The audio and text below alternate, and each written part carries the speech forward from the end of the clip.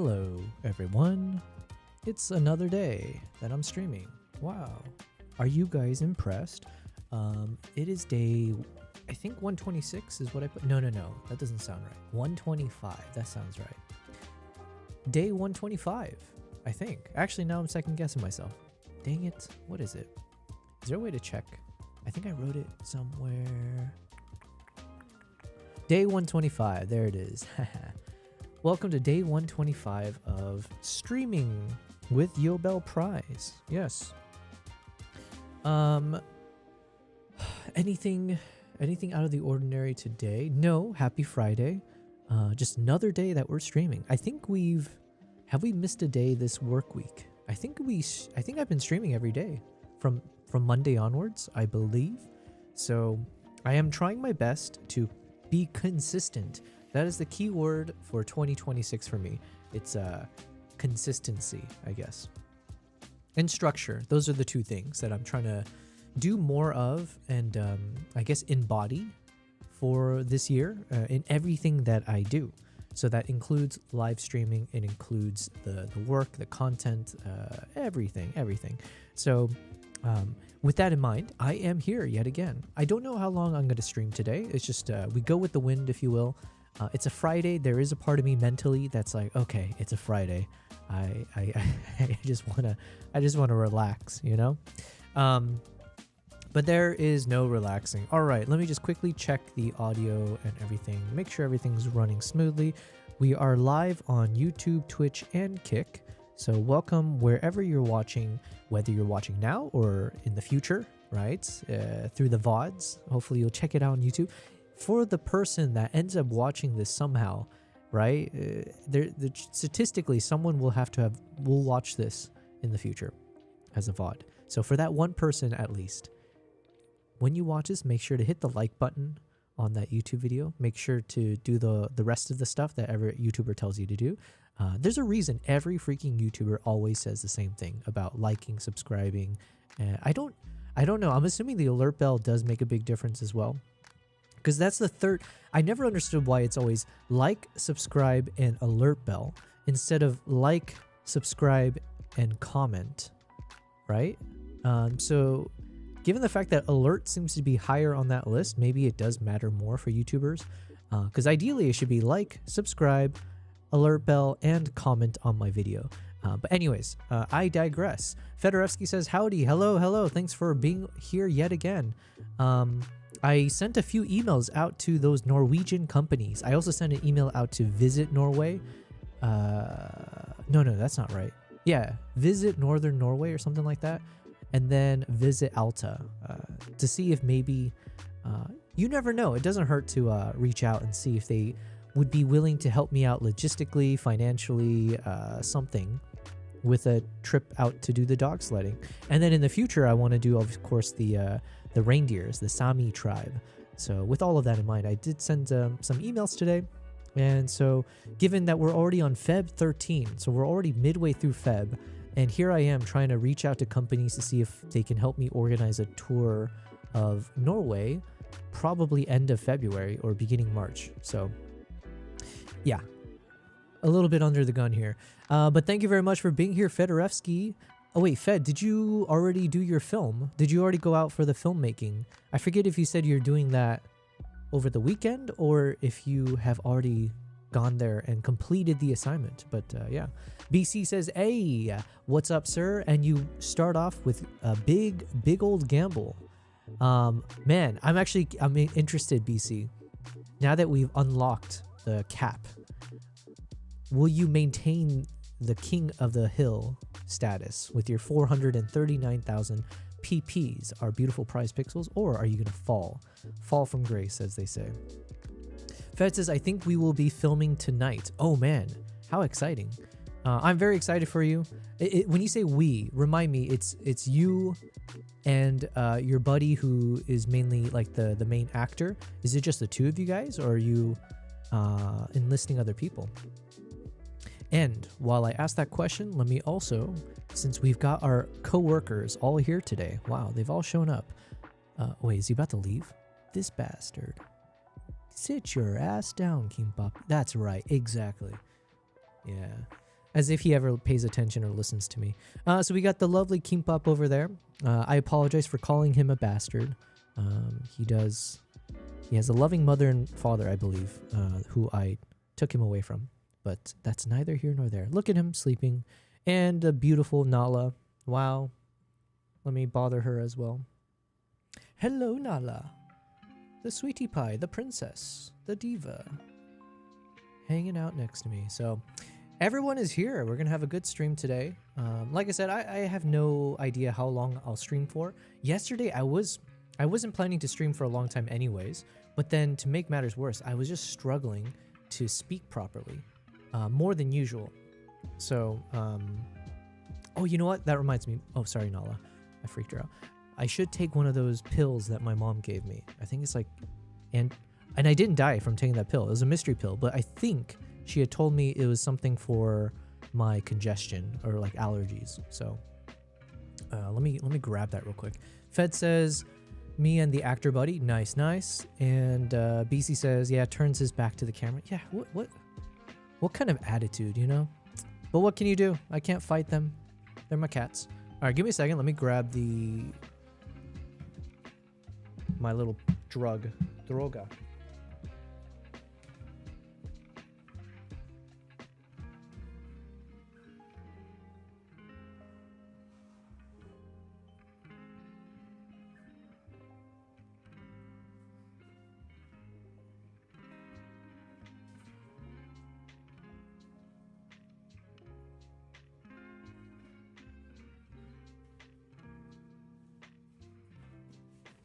Haha.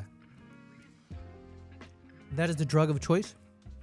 It is a white pill. And what goes well with the droga is a Mason Perrier.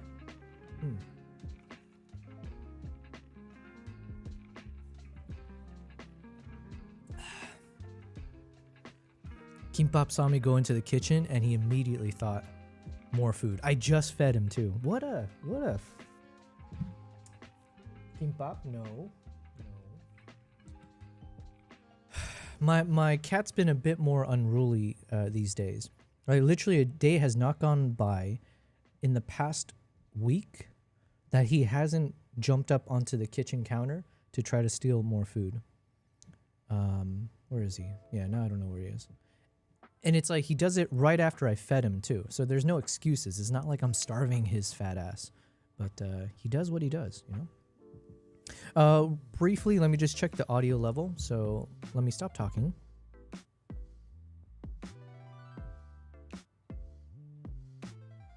Okay.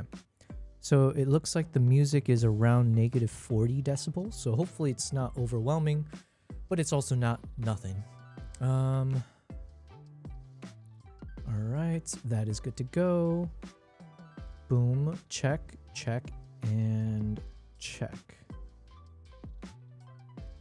Oh, and then, I don't know, I want to take a day off from testing out the TikTok live. Just because I got hit with that stupid, I don't even know what they call it, but TikTok has this system where if you break their rules during the stream, actually, this might be a good thing, by the way. Instead of like suspending me or doing some kind of a strike system, they send you this notification saying like, hey, we're disabling gifting and we're not going to show your stream to anyone for the next 10 minutes because you broke one of our rules. But they don't tell you what the freaking rule is that you broke. So then you're just kind of stuck there wondering.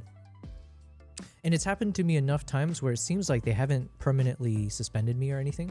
So maybe this is a good system, as in it won't like necessarily rack up some punishment. But it is still equally annoying because they don't tell you what causes the issue. So I want to take a day off from testing out the TikTok stream in case it resets the system or something. I don't know.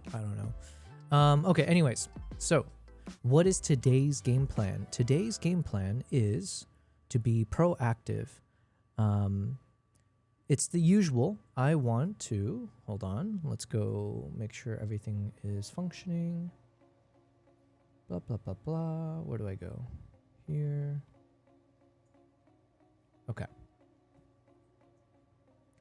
I want to edit Today's an editing day, and we're gonna do some proper editing. You know what? I'm not sure. Maybe I'll start with video editing. No. Here's what we'll do. We'll start with some photo editing because I've got this lovely photo of this young leopard cub. I guess saying young leopard cub, that's a bit redundant, right? I have this picture of this leopard cub on a tree that I've been wanting to fully edit, and I haven't really been paying attention to doing that. So let's warm ourselves up by doing that and then watching a YouTube video to warm up the senses, you know, just get our juices flowing, you know, before I dive into the Mongolia editing, which sometimes I'm like hitting walls constantly trying to figure out this Mongolia video. I'm over perfecting myself for sure. I need to let things go.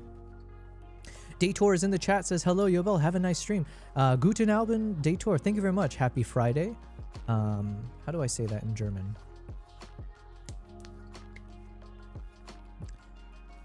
Guten Abend, Amber, can you hear me?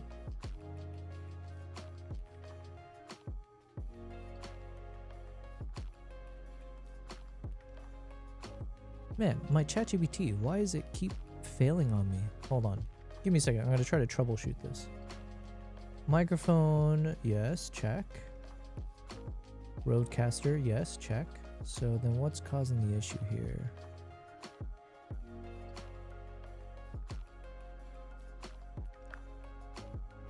Test, test, test. Can you hear me? Loud and clear, partner. Sounds like you're ready for a good old chat on the frontier. Okay. Good to hear your voice. Can you tell me, how do I say Happy Friday in German?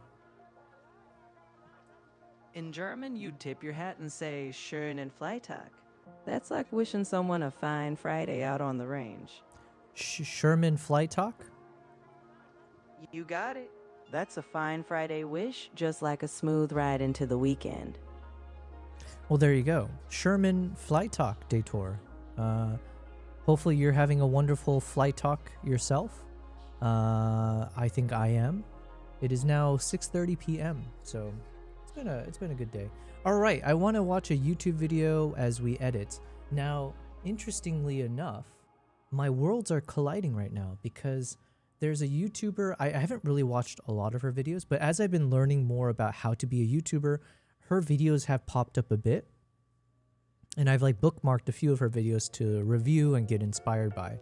And I think it's her that I see here, Life of Riza.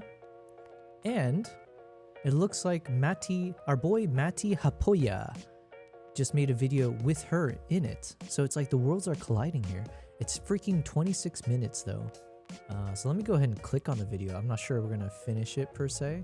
So I messaged you September 21st, 2021. Hey, first off, just wanted to say your stuff is amazing. Really like your YouTube videos, and even though it hasn't taken off in a huge way yet, I guarantee it will happen. Second, you won the competition. Okay, so I don't know much about her. I just know she has a big following, and I just watched some of her videos, and it was very engaging. It was very informative, and it's like how she vlogs herself essentially, and just getting, you know, doing a lot of filmmaking and stuff like that. I don't know. I don't honestly know enough about her, but it was enough that I was interested to maybe check out her videos more often. So hold on, this video could be interesting. Interesting enough that maybe I'll pause the music. And then I want this slightly bigger screen. So what is like the proper big screen length while I can still edit? Something like this maybe? BC says that hurt. How much did you lose? 100,000 PPs, man. Listen, you win some, you lose some, okay? All right, so I think this is maybe how we will edit. Something like this, maybe? You heard it there first, folks. But That's crazy, though. 2 years later, and how many subscribers do you have? I think I just hit 370K. And how many views have you had on some of your last videos? Oh gosh, I did my first like filmmaking based video, and it hit a million views. Wow. That's insane. That was mind blowing to me, honestly. back then when I messaged you, not that many people you were making videos, not that many people were watching it. Now there's 1 million people watching your videos. What does that feel like? I'm always wondering, what is it like being someone who's super successful, famous, or rich? Someone who lives an interesting life, or someone I look up to? This is my quest to get a peek into the lives of YouTubers. So many people look up to them, but nobody really knows what it's like.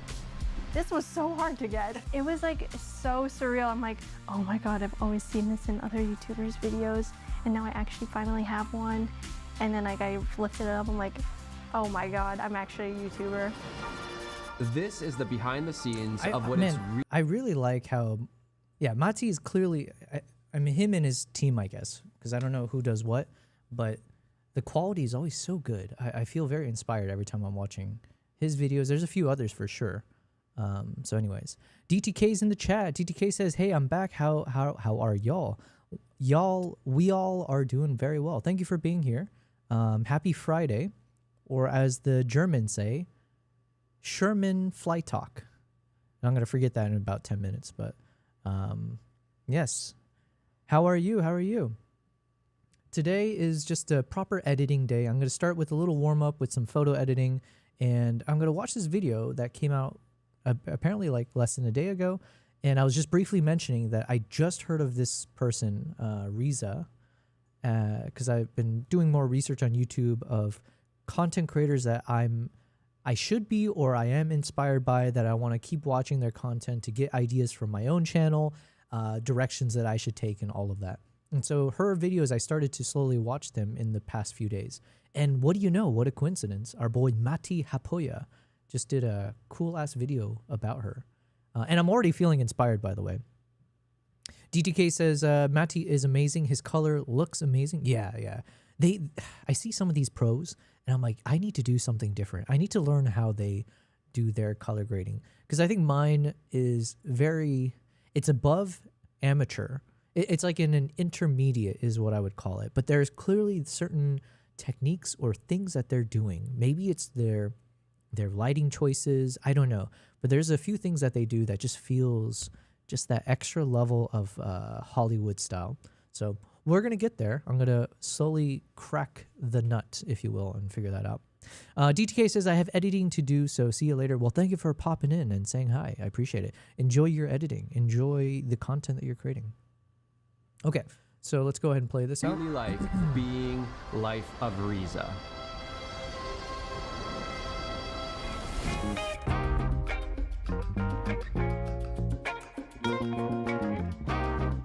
This is where I usually film. The backdrop of most of my videos is in here. This is nice. Thank you. It's not finished, but it's a work in progress. Did you renovate this whole space to make it look like your... So basically it looked like how it was in the other room, like just plain like grayish walls. Man, I'm so jealous. How does she have such... I live in my little one-bedroom apartment, okay? We make do, right? I'm definitely not complaining, so it's a wonderful place. And, you know, it's got space for my cats. We built out this nice little corner spot, right? I did the best that I could, so... In terms of like, what would be the ideal YouTube, we'll just go with YouTube, right? But what is the ideal YouTube set that I could create from my home here? I think this is probably as good as I could get it. Because I'm trying to think, where else would I have placed the YouTube setup, if not right here in this corner? Because if I did it over in the living room corner, then that might look okay, but then I wouldn't have a living room. Right? This, where I am, would essentially be the living room, and this is not really conducive for that. So I think here, the corner made the most sense. And then putting this bookshelf here, creating a little bit of an area for the light to bounce off of, more of a warm tone, cool tone, and then back to the kitchen warm tone. So I think this is okay. But then I look at these professional YouTubers and their setup, and it's always just like, okay, I see how it is. And then I added these moldings and everything. She did that herself. I love it. Wow.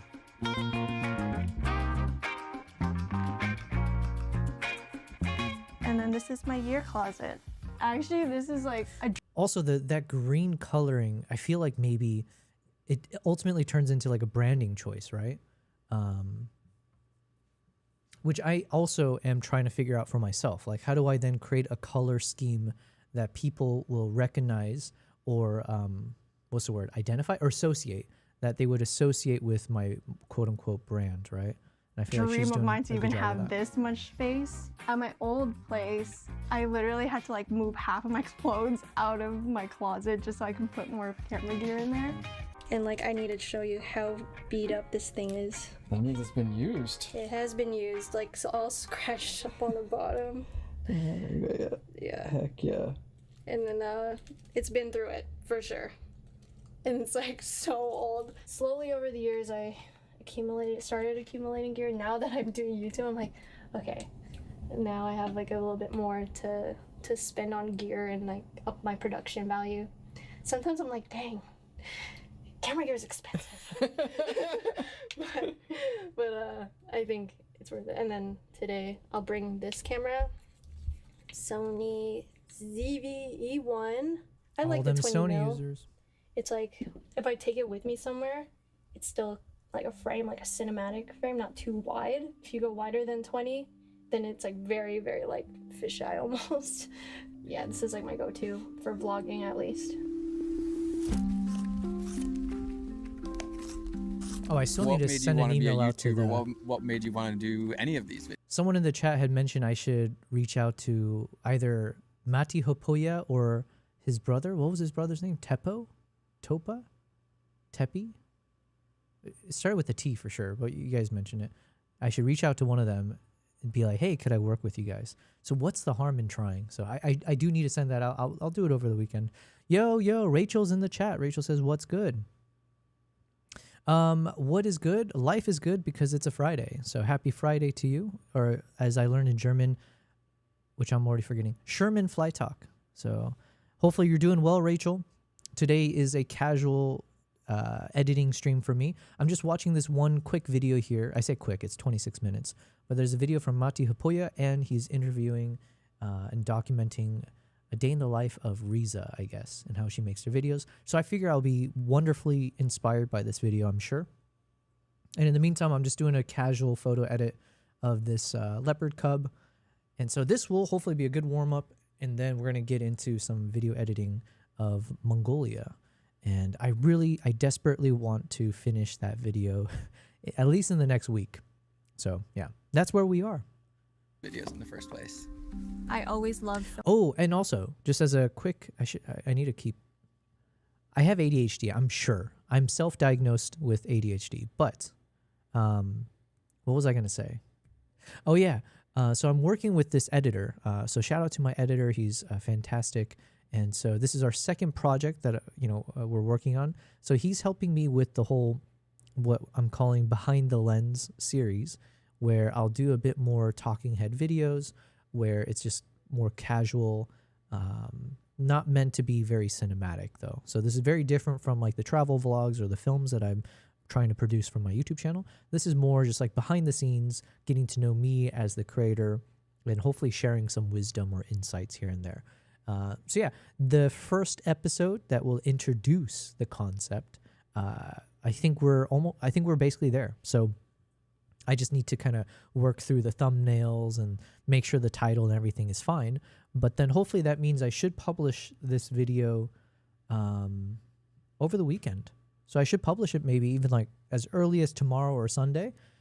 So I do hope when I do publish it, I hope you guys will check it out. It's only going to be, I think, like maybe just 4 or 5 minutes long. And that's kind of what I'm aiming for each of those videos to be. Just very short, 3 to 5 minutes, something like that. Yeah. So anyways, that's another quick little update of something I've been working on behind the scenes, and I hope you guys will enjoy it. Give me your feedback once I publish it, of course. Let me know what works, what doesn't. And the goal for me this year is also to just be more shameless, I think is maybe one way to say it. I want to be less, I need to be more confident, bordering on shameless with my confidence, where I need to stop worrying so much about like, I can't do this, or that's too embarrassing to do, or that's just not my style. And I just got to do it, right? So that's part of what this series will be, is just to build up that comfort level and just put myself out there more often in a digestible format. So anyways, that's why we're watching this video about how Life of Riza makes her videos. Filmmaking. I knew even when I was a kid, I wanted to do something that had to do with cameras. I was always around cameras when I was a kid. My parents like had a bit of like a camera collection, just like the, you know, camcorders or film cameras. And it was always a growing interest of mine. And then when I got my first camera when I was, I think, close to high school. Whoa. What was she using there? Interest of mine. And then because that is one thing I need. I'm also always interested in what are the different tools that they use, you know? Rachel says, yes, put yourself out there. I'm trying. That's all I can do, right? So she's using some tool to just take notes with her scripting, her shot list.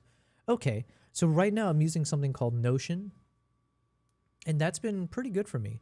Although I feel like I'm probably only leveraging it to its like, I'm probably only using less than 5% of what it's meant to be used for, or like an optimized way. So I know I should probably learn how to use it better. But as of now, I'm using Notion as a way to track my script, my thoughts, and trying to see if I can turn it more into a template. But I'm also curious about different tools that filmmakers use. If you want to do like a storyboard, or yeah, creating like your shot list, or like pulling inspirations. I know there was a YouTube video I watched in the past where they talked about one of those tools where you're able to basically pull up all these Hollywood films and like the visuals that come with it. So then you can be like, okay, this is the type of shot that I should consider for my video. I need something like this, blah, blah, blah. Yeah, I need something like that. But okay, maybe I'll figure it out later. when I got my first camera when I was, I think, close to high school, then I was like, oh my God, I love this thing. I think it was like my grade 11 film class where I first really realized like, oh, this is a job, this is something I can study. So that's kind of where the interest started and stemmed from. But as I went to university and then I dropped out, I still wanted to learn more. She dropped out? Wait. She is Asian, yeah? She looks Asian. I'm assuming. Wait, am I like colorblind? She's definitely Asian. Why did I second guess myself? What else could she have been? Okay, anyway, she's Asian, and what did she say? Excuse the F me? What did she say? Like, oh, this is a job. It was like my grade 11 film class where I first really realized like, oh, this is a job. This is something I can study. So that's kind of where the interest started and stemmed from. But as I went to university and then I dropped out, I still wanted. She is braver than I can ever be. How did she do that and not get massacred by her family? What? To learn more about the filmmaking world, so then I started to go on set. Well, I had a lot of friends at the time who were working on set, mainly like music videos or short films. The thing that I did not like about the traditional film industry was that everything just takes way too long. You need an approval from like Wait, she did say she went to before you can even go into film school? production. Versus YouTube, I kind of you wish I can went just to film write it school. yourself. You can go to film it the next day. You can go to edit. You go back to filming if you need to. BC So lost another that's, like, the appeal of 100K. YouTube. Oh no. From a Oh, filmmaker's no. perspective, I I might think be that everyone enabling your can agree gambling. with that. I sometimes haze my room. The fall That's from my Grace. secret. It's out. But I just use like a cheap fog machine, to be honest. Ooh, she's got one of those. In the back of my mind, I always loved YouTube though. There's just something about it that was so I've got my fog machine as well, but I'm a little bit nervous to use it again because it's back there. I used it for the Pidgeotech video that I made, and apparently it set off like not the fire alarm, but there's like some kind of other silent alarm because one of the maintenance guys knocked on my door and was like, "Hey, is there a fire?" I was like, "No, it's safe. I promise you." But yeah, I might have set something off accidentally. But the fog made the video look so much better, so I think I need to keep using it. I keep forgetting to use it for some of my videos. Anyways, BC, where are you at now? 240,000 Listen, you still got 240,000 PPs, so good on you. so appealing as someone who never really found my place on set. it was fun, but I never felt like, oh, this is it. This is like where I'm supposed to be. So I was like, okay, let me try to work for people who I actually admire their work. I found. Wait, she did say she worked. Wait, did she say she went to film school? I think I must have missed it. I don't want to rewind anymore. Oh, actually, so they share it here. Okay, so huge thanks to everyone who made this project happen. Directed by Mati and Ryan Booth. Starring Carissa. Oh, that's her name. Gotcha. Santos. Oh, is she Filipino? Because Santos sounds like a Hispanic last name, and I know Filipinos share a lot of the same. I'm about to say something offensive. I got to be careful with my words. Not that I'm trying to. Camera work from Ryan Booth, Spencer Torak, and Mati Hapoya. Edited by Spencer. Color by Mati. Okay. All right, we got to get to this level. Okay. Yo, what's happening? L thing is in the chat. And L, like always, is gambling it all away. And wow, you've doubled it. Good on you. L says, hi, Nala and Yobel. Okay, priorities, or I respect the ordering. The hierarchy is true to be her first. So Nala says hi back. Oh, sorry, Nala. A beautiful yawn. Good girl. And then let's all say hi to Kimpop here and his lack of presence. And here we are. Okay. Welcome, L. I'm just watching a video to learn a bit more about being a filmmaker and YouTuber and all that. And then we're just doing a little bit of casual photo editing as I warm myself up. But thanks for being here. Hold on. Is this playing? We're looking for someone to be on their team, so I took on work that way. I learned a lot about how to run a channel from their perspective. Is that a stepping stone for you to become a YouTuber and learn, or is that like, well, if I can't be a YouTuber, this is the next best thing? It was like, this is the next best thing. I thought like, okay, this is great. But then in the back of my mind, I still like wanted to learn how to make a video on YouTube. So during that time period of 2 years, it was a slow start, but then I slowly started to post one video a month, just trying to see like what goes into making a video. What made you get more relaxed with the camera then? Just practice. I think the best advice that I ever heard was just imagine you're at coffee with a friend and then you talk like that. And then ever since then, I was like, okay, it's not as bad. Back then when I messaged you, not that many people were. Coffee with a friend? Ooh. What would a conversation be like if I talked like I was having coffee with a friend? We'll probably get canceled, that's for sure. Making videos. Yeah, I've never seen a background like this, or like having this kind of green colored set, which is, I kind of like it actually. Not that many people are watching it. Now there's 1 million people watching your videos. What does that feel like? I don't know. Sometimes I feel like it hasn't even hit me yet. It happens so fast. The growth happens so fast. Elsa's just saying hi as I'm lurking and fixing laundry. No worries, no worries. Well, I appreciate your lurk. It just like, I guess because I'm always here too in my office, which I'm kind of like grateful for, that I'm not always like, I don't feel like I'm always in it. Like I have like this to retreat to too. So it feels like, okay, wow, okay, I got to keep going. But at the same time, I'm glad that I have something to ground me here and I just want to keep going. Mm-hmm. What do you think, what microphone do you think they're using on her? I feel like I'm only really getting started. How much do you think about wardrobe? All the time, all the time. Like if I'm like wearing all black, it's just not as fun, you know? Like my office is green, so I try to like wear things that will stand out.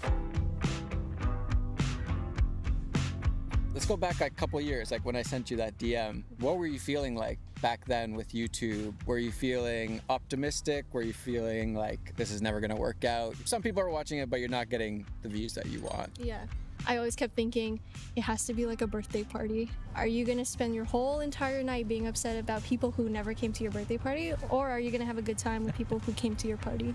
It made... Or be like me and just never have a birthday party. And yeah. I never understood birthday parties, but I guess that's just a me thing. the journey a bit more bearable. Hello, Blake Alexander. Blake Alexander _R. Do you retouch at Capture One or just Lightroom? Firstly, thanks for your question. Thanks for being on the Twitch side. Yes, we are streaming on Twitch, YouTube, and Kick. So I appreciate wherever your presence is. In terms of your question, I never have used Capture One. 95% of my editing is done in Lightroom. And then the only times I use Photoshop is if I need to use, I think sometimes I'll use like their AI tools if I want to expand the background. Back in the day, it was a lot of like the clone stamping tool or like dust removal and stuff like that. But these days, Lightroom has gotten so much more powerful that generally speaking, I don't really need to use anything besides Lightroom. That's just like my main go-to. But I will also be honest with you, I've shifted away from photography in the past 3 years. I've now moved more into videography. So most of my learning efforts and where I'm like building up new skills is over on the video editing side of things. Whereas on the photo editing side of things, I've somewhat plateaued in terms of the development curve / I haven't been putting in more muscle training or development in that space. So, yo, Yami. Hello with the epic raid. Oh, and thank you very much for doing that because now we got to see my little cat things pop up and everything. So thank you, Yami, for an epic raid. Yami, who is absolutely an amazing editor and gamer. I didn't realize you're a gamer as well. So I think when I was watching your stream that time, it was, what was the game called? Am I mixing up something about Near? I don't know. It didn't matter. It was fun. It was fun watching you. Thank you for the amazing raid. Happy Friday to you. Or as the Germans say, Sherman Flight Talk. So I've said it 3 times now, but I need to say it enough times that I remember it. Blake says, I got it. Thanks. I love your work. Thank you very much. Thank you for loving my work. And thanks for being a part of the Twitch side. Yami says, near replicant. Okay. I was going to say something. I was going to say near automata. Near automata? Automata. Am I making up words there, or is that actually a thing? But either way, thanks for being here. Yippee, Shonen Freitag, you too. Oh, well, now you're just flexing your German knowledge at me. That's not cool. Near Automata is the sequel. Gotcha. It is a thing. Okay. All right. So I'm learning. Thanks for being here, guys. And thank you again, Blake, for the question and for the kind words. Yeah, I appreciate it, guys. So I'm just doing a little bit of photo editing as I warm myself up. Today is a beautiful Friday. I'm just doing a nice little stream here. I have a lot of work to do on my Mongolia video. So that's what I'm going to probably do for a little bit afterwards. But I needed to take a break and warm myself up. And we're watching this really inspirational video. Where is it? YouTube, Mongolia. I'm watching this inspirational video of a prominent YouTuber named Riza, or her creator name, I guess. And I stumbled upon some of her videos recently as I'm learning how to be a YouTuber myself. And we see this amazing video from Mati Hapoya, who apparently did a quick interview / documentary of her. So I figured that would be a nice way to start off today's stream as I learn how to be a better YouTuber and feel inspired. Yami says, I live in Switzerland, so, okay, fair enough. Well, my excuse is I'm American, and so we just speak the one true universal language, mother effing English. All right. I was Thanks for being here, guys. How to make YouTube videos. Oh, actually, I should also take a moment to then properly introduce myself. I'll try to introduce myself in 15 seconds flat. I am a travel and wildlife photographer / filmmaker / YouTuber and now live streamer as of the past 6 months. And so if you check out my channel, it's going to be a lot. If you check out my streams, it's going to be a lot of photo and video editing. It's going to be a lot of cats, although my cat has disappeared. But we got one of my cats here. So they are prominent members of the chat and the stream if they ever show up. But there you go. So that's what you get when you tune into the stream. Thank you very much for being here. Okay, so right now was formed within those years of me trying to experiment, trying to learn how to make videos. I did start off making videos that were like people who I watched on YouTube. And I think that's fine for a starting point. But I was very new into learning what actually goes into making a YouTube video. So part of me was like, man, this is a lot of work and little to no gain each time. But at the same time, I was really happy when somebody would actually see my video and someone would Hells actually yeah. comment. But That's I think why I the like when question you is what guys happens like my when videos, comment you're on actually it. ready to tell your own story. One thing I do is that when I know that I'm gonna film on location, I have like very concise bullet points, so then I can just like get in and get out. I don't try to linger. I just try to get what I the need to get, opposite. and then I hope for the best. Yeah, but I try to be as efficient as possible. That is the opposite of Vlogging me. is something that I thought that I would never do. It was something that I was like, oh, you need an interesting life to do it. It's all about personality, and going into uncharted territory was terrifying. I thought that, oh God, you know, what are my 1,000 subscribers gonna think? But there was something in me that was like, I think I should do it. Like, I think I should. And it took a long time to take that step. I knew that it wouldn't really be what a traditional. Also, Yami, I'm assuming you ended stream, so you might have to hop off. But thanks for being here. Hopefully you had a wonderful stream yourself. I don't know if you were doing some photo editing or gaming, but happy Friday to you. Vlog would And be I do need to do the a best trip out shows to and the best movies. Switzerland at some point. Yeah, that's another area that I was thinking would be nice to travel to for like, you know, a couple weeks to do some nice filming, vlogging, and all that. But right now, the current goal is if I can lock this down in the next 2 weeks, because there's not a lot of time, my hope is that by the end of February, beginning of March, I want to do like a 10-day, at least a 10-day trip to Norway, where I will do like one of those multi-day expeditions on the dog sled. So the goal is to interview and film as much of this tradition, right? And understand what, you know, what's the history of it? Why does the culture still exist? What do these people, the mushers, I guess is the word, or like, you know, what keeps them maintaining the tradition these days? And obviously I know there's like the dog sledding, like the dog sled racing that happens as well. So anyways, I want to film that, maybe turn into another like quick short film documentary. So it's already February 13, so there's not a lot of time left. But if we can lock this down, my goal is, yeah, that'll be a fun trip, go to Norway. And then, again, not a lot of time left, but maybe I could also use that time to test out the live stream. So maybe if I can take some of the gear that I've got with me and, you know, can you imagine if I hook up the Starlink and do a live stream of the dog sledding? So if we're spending 5-6 days just cross country on the dog sled, and then I would rig up the cameras onto the sled, and then you guys can actually join me live as I'm, you know, hopefully not crashing and just zipping through Norway, get to see the northern lights and all that.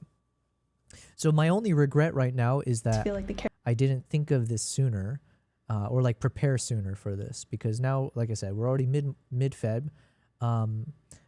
Most likely mid-March, I might have another project. It's still TBD, but there's another travel project that might conflict.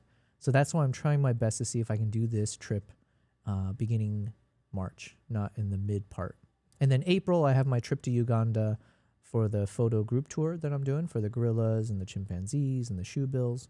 So really the only time I have available to do this in the winter time really is going to be beginning March, end of Feb. So yeah, the hustle is on. Hopefully I can accomplish this goal. And then that would be really fun footage to capture and then share with you guys and all that. Yami says, I did some drawing this time. I want to improve my non-existent drawing skills.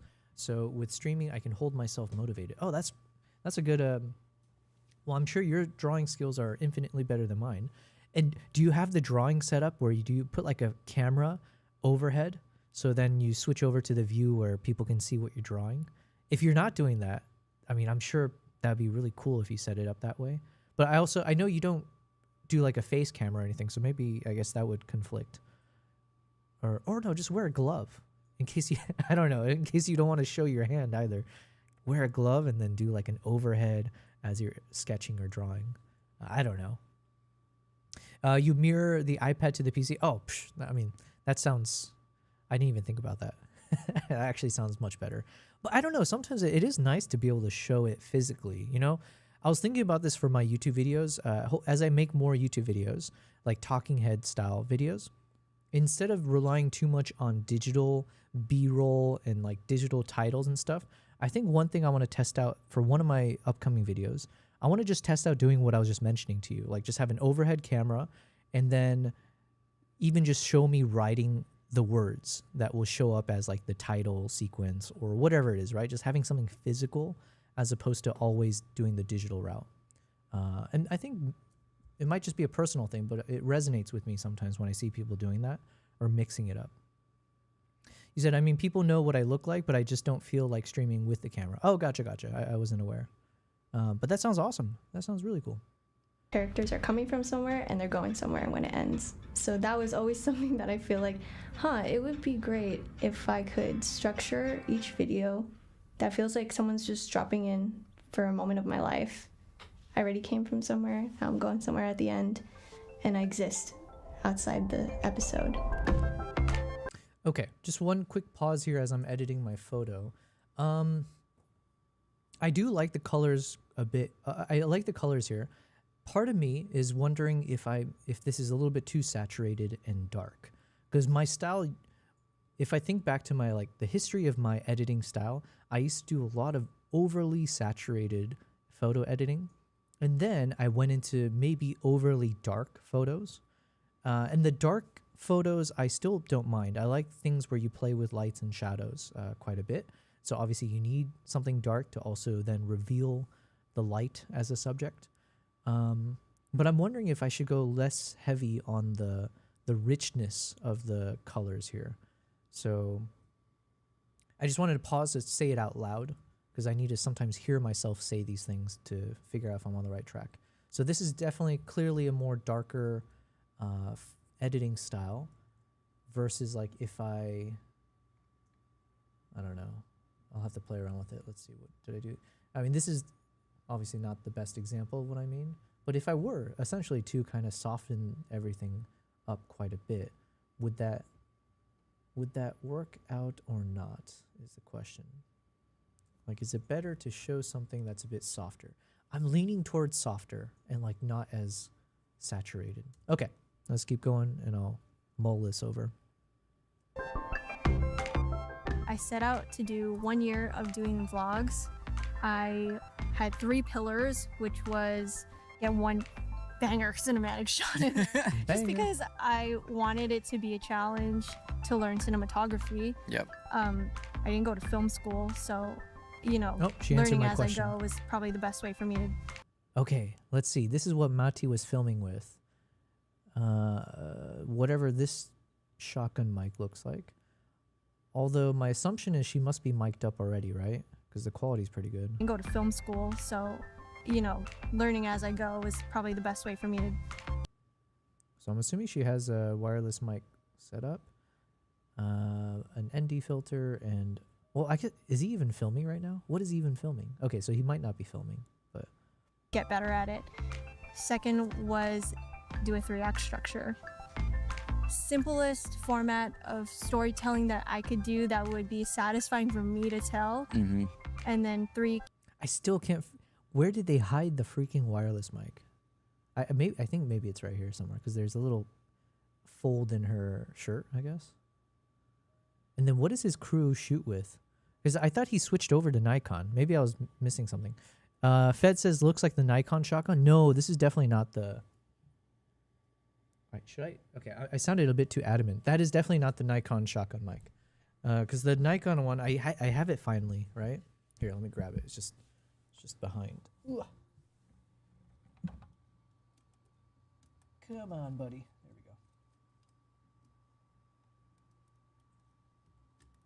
Oops. Oh, wow, I can zoom in. I didn't even realize that. Hold on a second.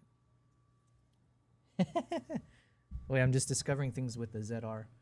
So I guess I could use a little that feature to zoom in. Oh my god, that was I did not look too flattering there. Wow, you guys can see every part of me there. This guy. So, oh, you guys can't see. Anyways, the reason I don't think it's the MED10. Oh yeah, I mean it's clear now that I see it, because on the sides you've got all these little buttons, and it's a bit longer. It's a what do you say? It's less tall and more lengthier, versus when you see it here, it's more like vertically built, I guess. I don't know if there's a good way to do a nice comparison. Yeah, it's definitely not it, but it's too tall. Yeah. Yep. Can I put this back? There we go. I think it's the Sony ECM B1M. What is with these product names, man? I swear, if I'm ever president of the world, that's one of the first things I'm going to ban. I might make it a punishable offense. If you've got a product that has too many nonsense letters back to back, you're done. You're done, okay? I just can't handle this. I don't like it. Okay, I just made a mess on my desk there. The Sony ECM B1M. Fair enough. Okay. Keep it playful. All three kind of seem like they're you wanting to get better or innovate or learn something. You're giving yourself like a box to play in, and now have at it kind of thing. Exactly. I was giving myself not a very small box, a bigger box, so it's still structured enough. So what does she use? She's like a Sony Alpha something, blah, blah, blah. Okay. Looks nice. For me to make something that is, it's like control. The ZVE1. Okay. Chaos almost, right? Yeah. So I think that was my approach to the creative process. Yeah. This was so hard to get. How many years coming is this? This is like, okay, I had the dream of being a YouTuber since I was maybe like 10 years ago or something like that. Never did anything. 3 years ago, I started posting videos a little bit more, a little bit better than usual. And then this. So maybe like 10 years in the making of like. 10 years in the making, but she said 3 years ago is when she started being more consistent and publishing more. Okay, because I'm using this as like my, because I'm feeling inspired watching this. Rachel says Zed, your American is showing. Wait, did I say Z? Oh, my bad. Forgive me. Oh, I did say ZV. But because I say Zed all the time. I like saying Zed. But the Sony, when there's a V afterwards, it doesn't sound good. You know, ZV, ZV. It's just, come on. It just rolls off the tongue. I said it correctly, okay? I may be American, but I take the best of everything. Like, for instance, I don't say literally anymore. I say literally, like a proper human or a civilized one. But you know what? I'm standing my ground on this one. It is the ZV, okay? Who says ZV? It's just that extra little effort that you gotta like say it. That's why I hate the word rural and those types of words for that same reason. But what I was saying is, so she said 3 years back is when she started being consistent with YouTube. So I'm trying to apply my YouTube journey to see like, okay, can I be like her? Can I follow the same track of saying like, okay, if I'm being consistent, when can we become a big time YouTuber? So I started YouTube about 2 years ago.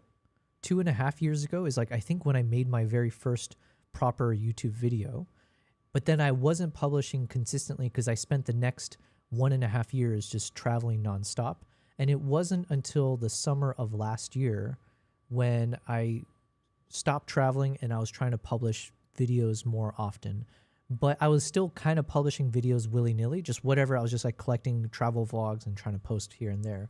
It's not really until basically now, like the start of this year, when I'm starting to actually think about my YouTube channel and having like an editor, right? So hopefully this is like a long-term editor that I'll be working with to start strategizing and planning content a bit better, and, you know, with the structure in mind and consistency in mind. So I don't know what that means, but let's call it my YouTube started 3 years ago. She said she started or wanted to be a YouTuber 10 years ago. Then she was starting to be consistent 3 years ago for her. And I'm starting to be consistent essentially now / like half a year ago. So if it took her 3 years to then get to where she is now, where apparently what'd she say, like 300,000 subscribers and, you know, millions of views on her videos or something like that. That is our goal. I'm putting a timer of, let's call it 2 to 3 years. So hopefully if I stay consistent and structured, we will go from our current size of the YouTube channel, and in 2 years' time, hopefully we'll reflect back on this moment and be like, wow, we followed in her footsteps. We were inspired by her and we actually kept it up. We'll see. Fed says, if you say C, it sounds like C. If you say C, it sounds like C. Yeah. American language does not make sense ever.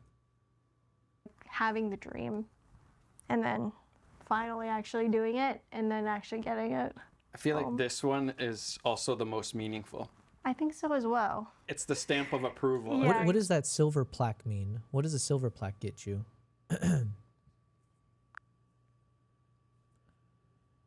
Amber, what does a silver YouTube plaque signify? Is that after you get 100,000 subscribers?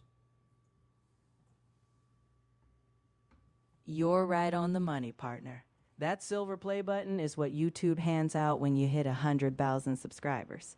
It's a badge of honor, like a shiny belt buckle for wrangling up your audience. Do they give any other awards, like at 50,000 or 10,000? Well, now YouTube only starts handing out the hardware at 100,000 with that silver play button. After that, you've got a gold one at $1 million, diamond at 10 million, and a rare custom one for 100 million.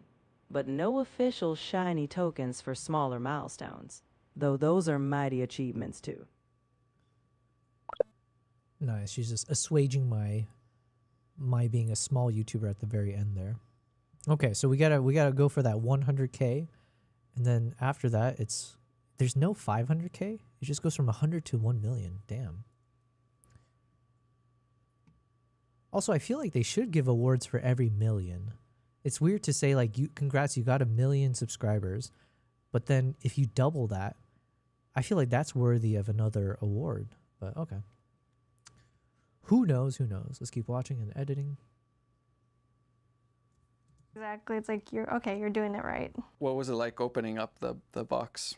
It was like so surreal. I'm like, oh my God, I've always seen this in other YouTubers' videos, and now I actually finally have one. And then like I lifted it up, I'm like, oh my God, I'm actually a YouTuber. That was like the moment where I believed it, and I was like, okay, I'm actually achieving this dream right now. Is that literally the moment where you felt like, oh, now I'm a YouTuber? Yeah. And is that where you started calling yourself a YouTuber also? Yeah. I was like, okay, I got the plaque. If anyone asks, I have proof that I am indeed a YouTuber.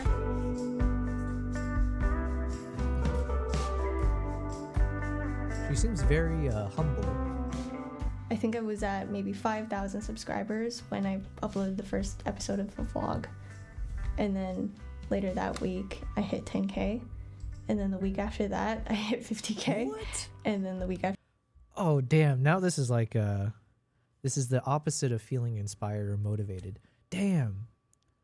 She started vlogging, and then she said a few weeks later, she went from 5K to 10K and then to 50K.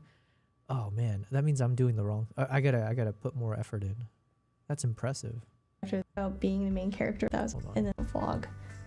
And then later that week, I hit 10K.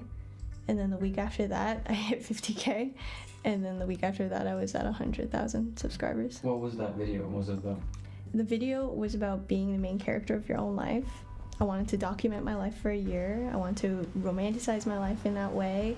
And that was my way of trying to mesh the filmmaking that I loved with the lifestyle stuff that I wanted to, that was so fun and appealing. And documenting your life and being the main character was like, okay, so I'm trying to talk about these two things, and I think that this is the topic, this is the challenge that I can try to do to mesh the two worlds.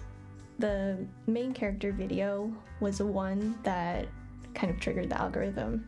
When that started to blow up. Other people started watching older videos on my channel from the past 3 years, and it was literally like the first video that I really made, and it ended up like hitting 1 million views. That was the one that went viral. From that older video was the one that kind of blew up my channel, like even more. So I spent all this time thinking that I'm making like... Okay, that's actually, okay, now I'm back to feeling encouraged. Okay, so back to encouraged, because basically she's saying she'd been posting consistently, then she made a particular video that popped off, and I wonder if I saw that video, but from that video, then it led to people watching her other videos, and because she had a consistent track record of videos, it then led to people getting sucked into the rabbit hole of her content. So, and I guess that's where the consistency matters more. So hopefully I'm basically there now where I have a decent body of work where if someone stumbles upon my channel somehow, hopefully they should get lost in the sauce of watching some of the videos I have. But I have some, I don't have a big enough, it's not deep enough. So that's where I have to be consistent, and yeah, but okay, I'm feeling encouraged again. Stuff that I'm happy with, but maybe it's not like up to the standard of like what YouTubers are making. But then once they started to get the numbers, I'm like, okay, so were they good all along? It's interesting to look back and see what actually people liked, but maybe it just like wasn't discovered yet. I think it's like the challenge of every artist to like not get influenced by other people's opinions, because like when there's nobody watching, that's like the best work you can do. I recognize the soundtrack. Is this from Music Bed then, maybe? Oh, which means I gotta be careful. Actually happening, ending they haven't even really tapped into yet, and I'm still trying to figure out registration, filmmaking. I don't know. I feel like YouTube has so much that I think I can do with it. So I think I'm just getting started.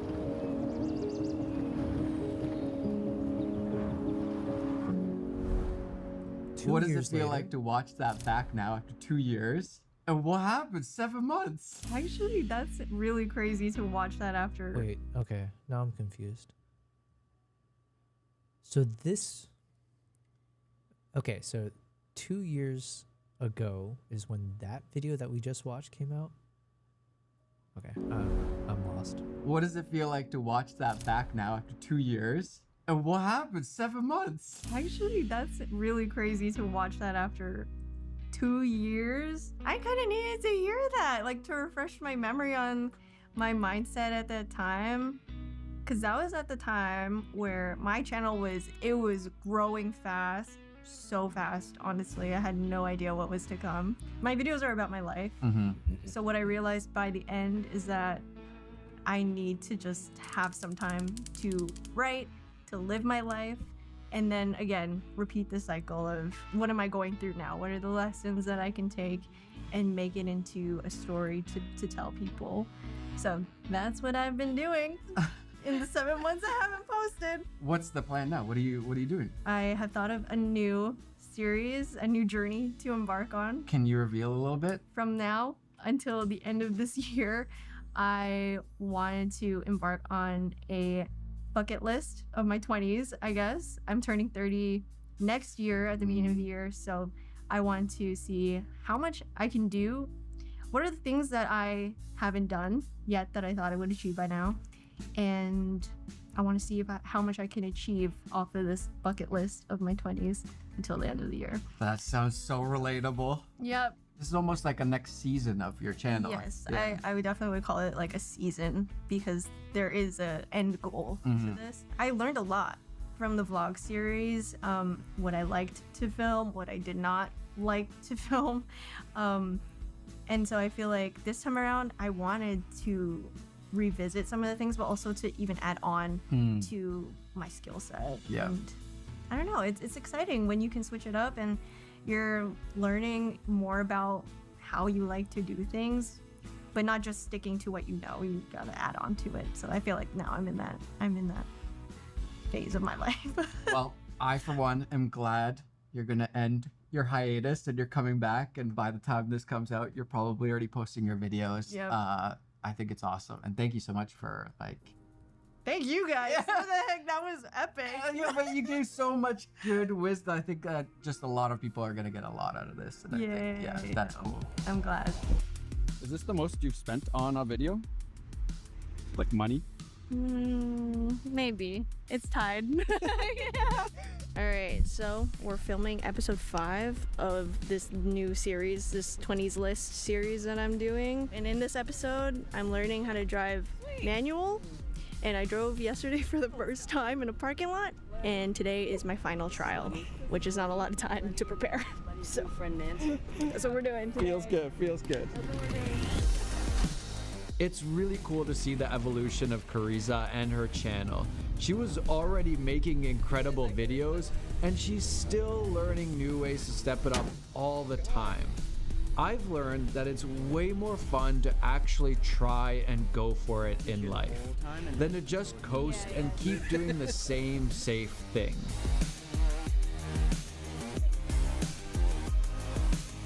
I really think one of Carissa's strong suits is just making it look so effort. I mean, that's kind of a YouTuber skill in general. People think that, oh, they're just hanging out. See, like his colors look so good, you know? We'll see. We'll get there. Fed says, don't you have to learn manual when you're taking your license anymore? I have no idea. I've never learned how to drive manual, which is really annoying when you travel through Europe, because I remember, which country was it? It must have been every country, but renting a car, when you have to rent an automatic, it costs like twice or 3 times as much as if you rent a manual car. So for that reason alone, it was so annoying. But it's like, man, why do you need to learn how to why does manual... Yeah. Isn't automatic just that much better? Like, is manual a thing of the past, right? Like, someone wanting to do, like, film camera or shooting with the DSLR instead of a mirrorless, like, is it like, can we just let it go, you know, for my sake? It's a good skill to know. It's a good skill to know because people keep having manual cars. But it's like, I'm sure it's not that difficult to learn, but it's just annoying because I have to spend the time to learn. And then that means if I try to rent a car, I got to pay more money for the automatic. Get out of here. Not in North America, at least. It is, they don't make manual cars anymore. Okay, good. I'm glad to hear that. They don't even have Prindles anymore. Prindles. I don't even know what Prindles is. I know you're not talking about Pringles. Well, we're learning new words every day. But you might want to drive a tractor at some point or something. Can you imagine? I booked this trip to Norway. Let's say all goes well. I booked the trip. I'm flying out to Norway, and then I'm like ready to go dog sledding. And they're like, this dog sledding, you require, it's like you can only drive it manually. And it's got like, can you imagine the dog sled has like a stick shift and you have to do all the same things? I'm in a fantasy world right now, but yeah. No, they're not. They're barely doing anything. And the amount of work and time and like looking at the little nitty gritty details, yeah, it ends up showing in the videos. And some people wonder like, why are her videos so good? And they're gonna pick up like one thing, like, oh, it's the color grade or whatever. And actually it's just like a whole bunch of things that make it special. She's really good at this. Being effortless is an art because it's not effortless at all. It's not effortless. How many times have we moved this car now? Like 3 times. Just for one shot. Yeah. Where does she live? Where does Life of... No, that's not her name, is it? Is that her channel name? Okay, yeah. She lives in Canada. Okay. I am jealous of... Because, like, I mean, I live in Dubai. Dubai doesn't really have much when it comes to nature. That would be one of the reasons that I would end up moving. I mean, there's a list of reasons, right? But one of them would be, like, I wouldn't mind living somewhere where I could actually feel like I can step outside and just start filming things, like good stuff, you know, like just nature, even the city life. Whereas Dubai, at best, you get a bit of like city life, but you also still can't like just film out in public without getting in trouble. So, hello, Fed says, hello, Yobel. Welcome to Norway. We just need you to take this tractor and go get some meat for the sled dogs. Yeah, sorry, I can't do that. I don't know how it is here anymore. Maybe they don't need to learn manual either. Yeah.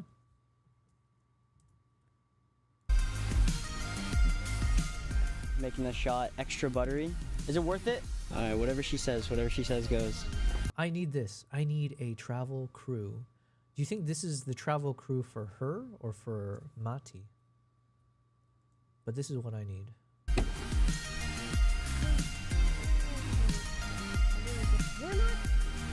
No! Carissa, how'd you end up with this car? I actually manifested this car already. I wanted a 1984 Rabbit in maroon, and I've been searching for 2 years. And then when I gave up on searching for it, I was like, okay, I'm just gonna get any car. Like, just for this video, I'll get like a beater car. And then I found it. So, manifestation. Right? There you go. Yeah. Can I employ you real quick? What's up? Can you get that shot for me? All right, she's putting me to work Yeah, now. sorry, that issue. I'm like, oh, you know how to go. All right, yeah, you do. You comfy? Sweating already. What the heck? I'm 5 minutes into the shoot and I'm already working for her. How does she do this? We're not. No, absolutely not. I still kind of know what I'm doing, so that's good. That's my shot in the video. That's my shot. Only if it makes it. I know it's gonna get cut. She's like, I hated that shot. I only did it because he was like, whatever, it's a good shot, and then like hated it. No, it's a good shot. Honestly, You'll know if it didn't make it, then she's lying, right? If it didn't make it. it's down to acting because I'm not an actor, so whatever's the best. See, I'll take whatever. that's her out. That's her out right there. How do you know Carissa? Skating, actually, since we were kids. Okay, so they're part of her crew. Got it. That's so cool, man. It was trauma bonding. It was nice. I think that bonds you for life. So. And how did you get roped into the videos? It honestly started as a, can you help me? Just like, it's a super small thing. And now here we are a year later.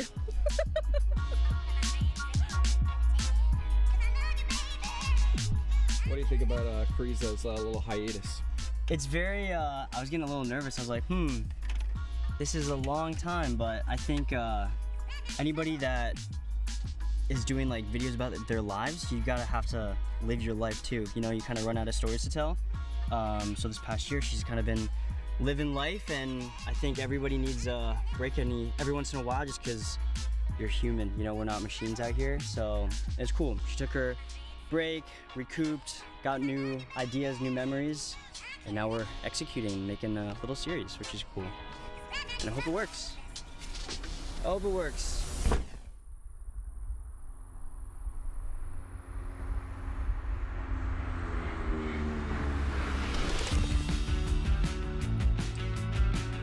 Okay, I'm already probably getting in a lot of trouble with the soundtracks playing, but super cool. Oh wait, what is this guy shooting with? This gal, she's got a. I'm just gonna keep assuming these are all Sony cameras. Okay, I'm slowly learning now, so I believe this is called a. Wait, no, I'm not learning. There's something called a D-tap and a V-mount. I forget what the D-tap is. I'm just saying words out loud. But okay, so you got the battery, you got your camera, you got your little top handle, monitor, and whatever that is. Cool. Okay. Looks good though. Fed says some weird issues in this footage. Must be some faulty LUT or something, and the sky looks funny. Maybe some Sony 10-bit footage and variable ND. Harsh highlight roll-offs. Oh, to be honest, I wasn't paying too much attention there. Maybe you're talking about here, right? Long time, but I think anybody that is doing like videos about their lives, you gotta have to live your life too. You know, you kind of run out of stories to tell. So this past year, she's kind of been living life, and I think everyone. Yeah, I can't say. Listen, I don't have an eye to figure out what is bad or what's technically broken or something, but yeah. No, it's a good video. I like it a lot. So Life of Riza. Let me just make sure I have it. I swear, but this is like my throwaway channel to try to research these things.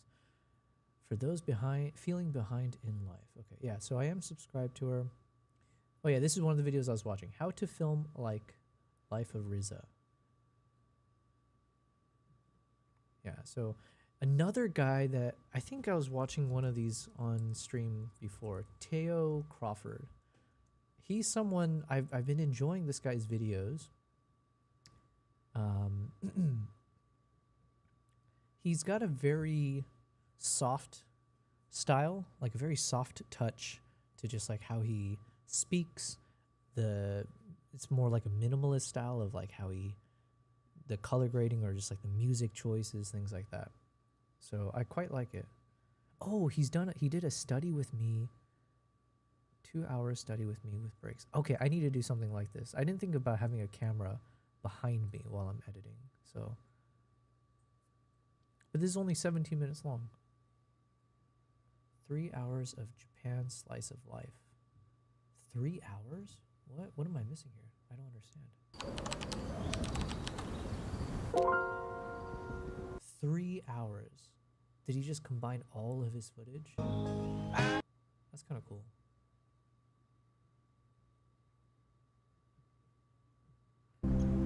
Okay.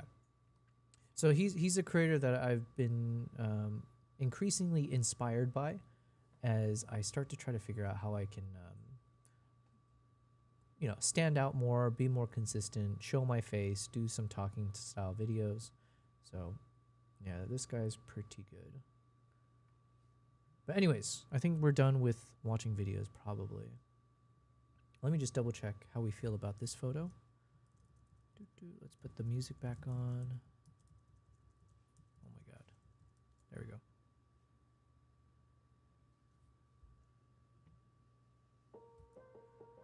Okay, how do I feel about this video? Or not video, photo.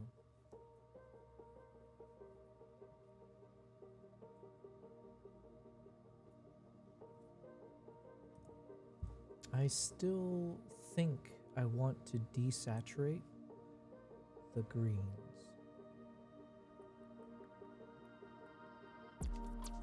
Let's see if I can use this point color. I don't use this often, but let's see.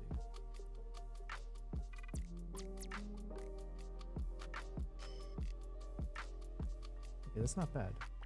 So yeah, I do think I want to reduce it a bit.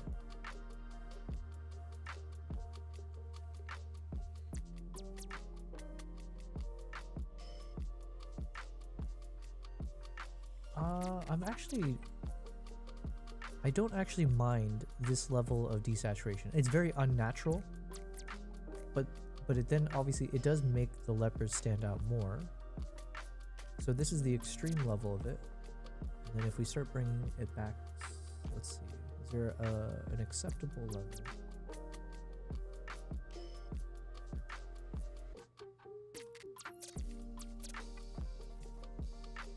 Rough, yeah, maybe around here I'm okay with. I'm not gonna play with that.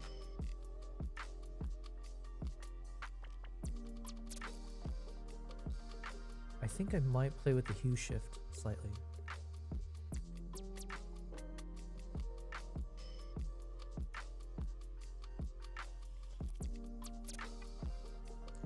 Okay, this feels a bit more artistic, I guess. Start switching it back.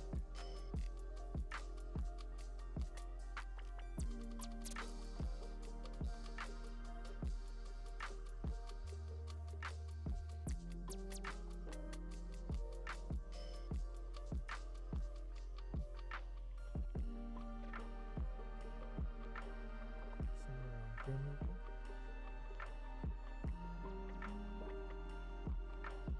Okay, I think I like this. Then what happens, can I click on another color? Let's see.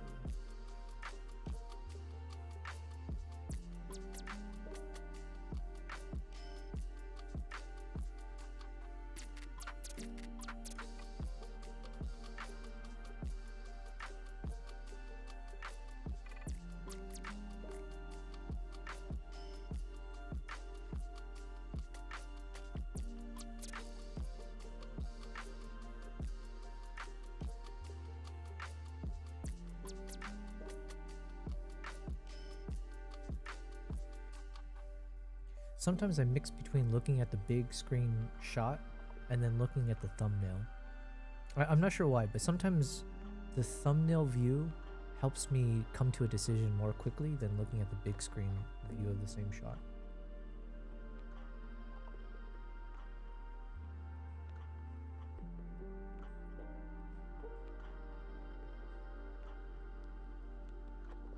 Okay, so I'm not sure. I don't think I'll play with that. Just a little bit, maybe.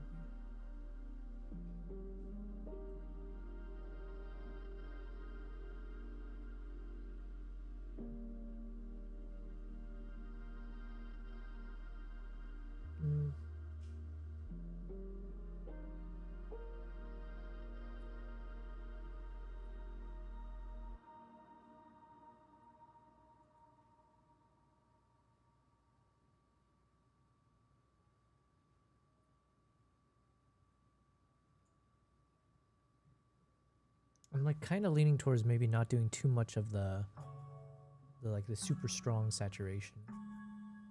Except for the eyes. I think the eyes could be nice to, let's see.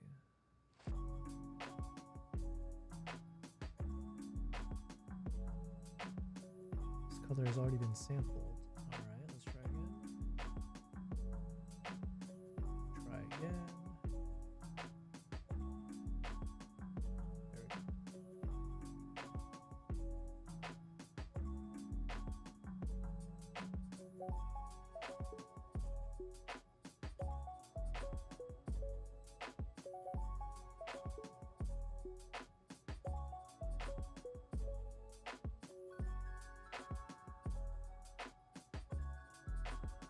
Ooh, I'm liking this color a bit. Like in terms of the greens. There's like a nice mix of greens and yellows now.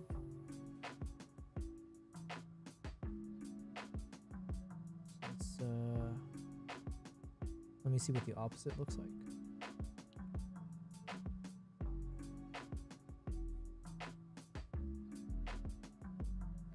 Fed says, how did it look when you started? Can you toggle it? Yes, I can. Hold on. So here's our little before and then after. And then the question, my big struggle right now is fighting my, I'm like fighting my, I don't know if instinct is the right word, but like I said, I generally like doing more very like dark, slightly more saturated feel. And sometimes it feels more unnatural, especially for wildlife stuff, right? So I'm trying to play more with like a desaturated feel. But every time I play with that, when I reintroduce a bit of saturation, I kind of like it. So then I'm fighting myself.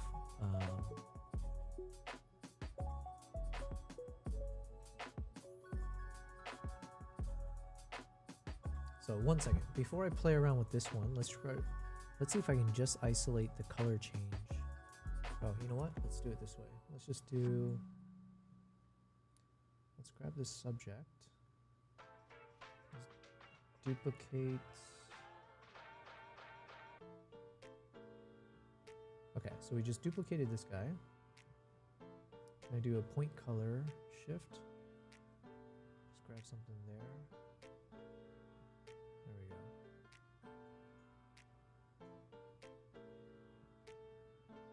go. Hello, Jimmy. Fed's asking, is there a color density slider? You know what? The only time I saw the word density was when I started doing video editing. I don't know. Is that a concept for photo editing? I've never seen a density slider in Lightroom. Hello, Jimmy. Jimmy, welcome back. What export setting are you using for YouTube? Ooh. I've like played around with it quite a bit. Actually, I can show you at least one version of it. I don't actually know if this is what I ultimately use these days. I just keep asking questions to ChatGPT or whatever AI to tell me what to do. Give me a second as it loads up. This is at least one of the settings I used to use where I saved it. Let's see. YouTube 4K vlog. So let's say if I wanted to export this for a 4K video on YouTube. In the past, it was an MP4 H.264 4K. Usually my vlogs are in 24 frames per second. And as I'm assuming because it's 24 frames per second, I can do a lower bit rate. And so I have it restricted to 40,000 kilobits per second. But yeah, this is all within like the DaVinci settings, right? So give me 1 second, guys. 1 second, 1 second.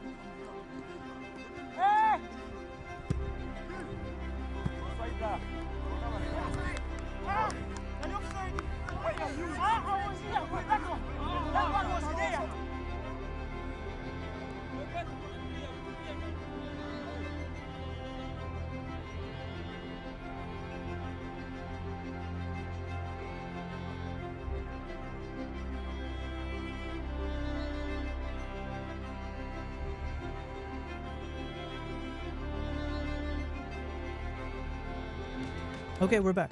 Sorry, my friend is traveling for the weekend, so I just want to say goodbye, make sure she has everything.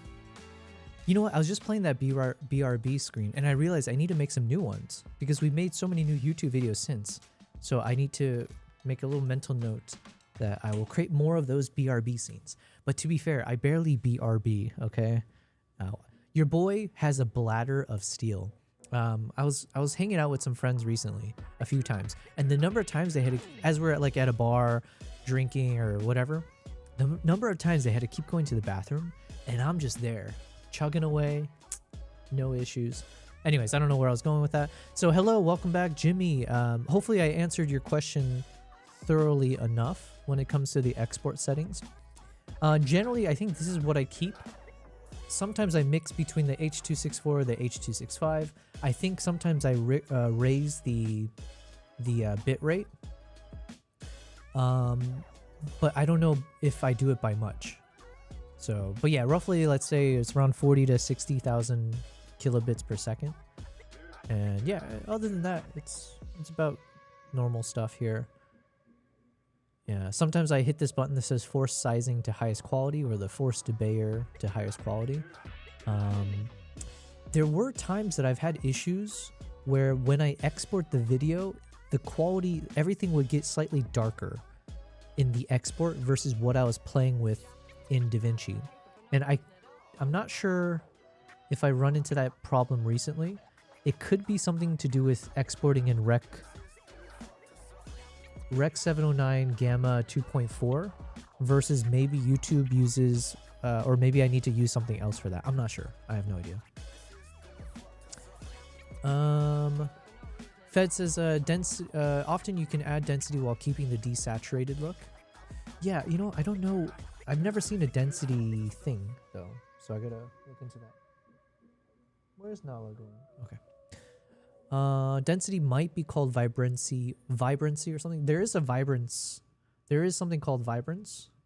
Not in the masking, but like in the overall tool. But that's more of like adjusting the,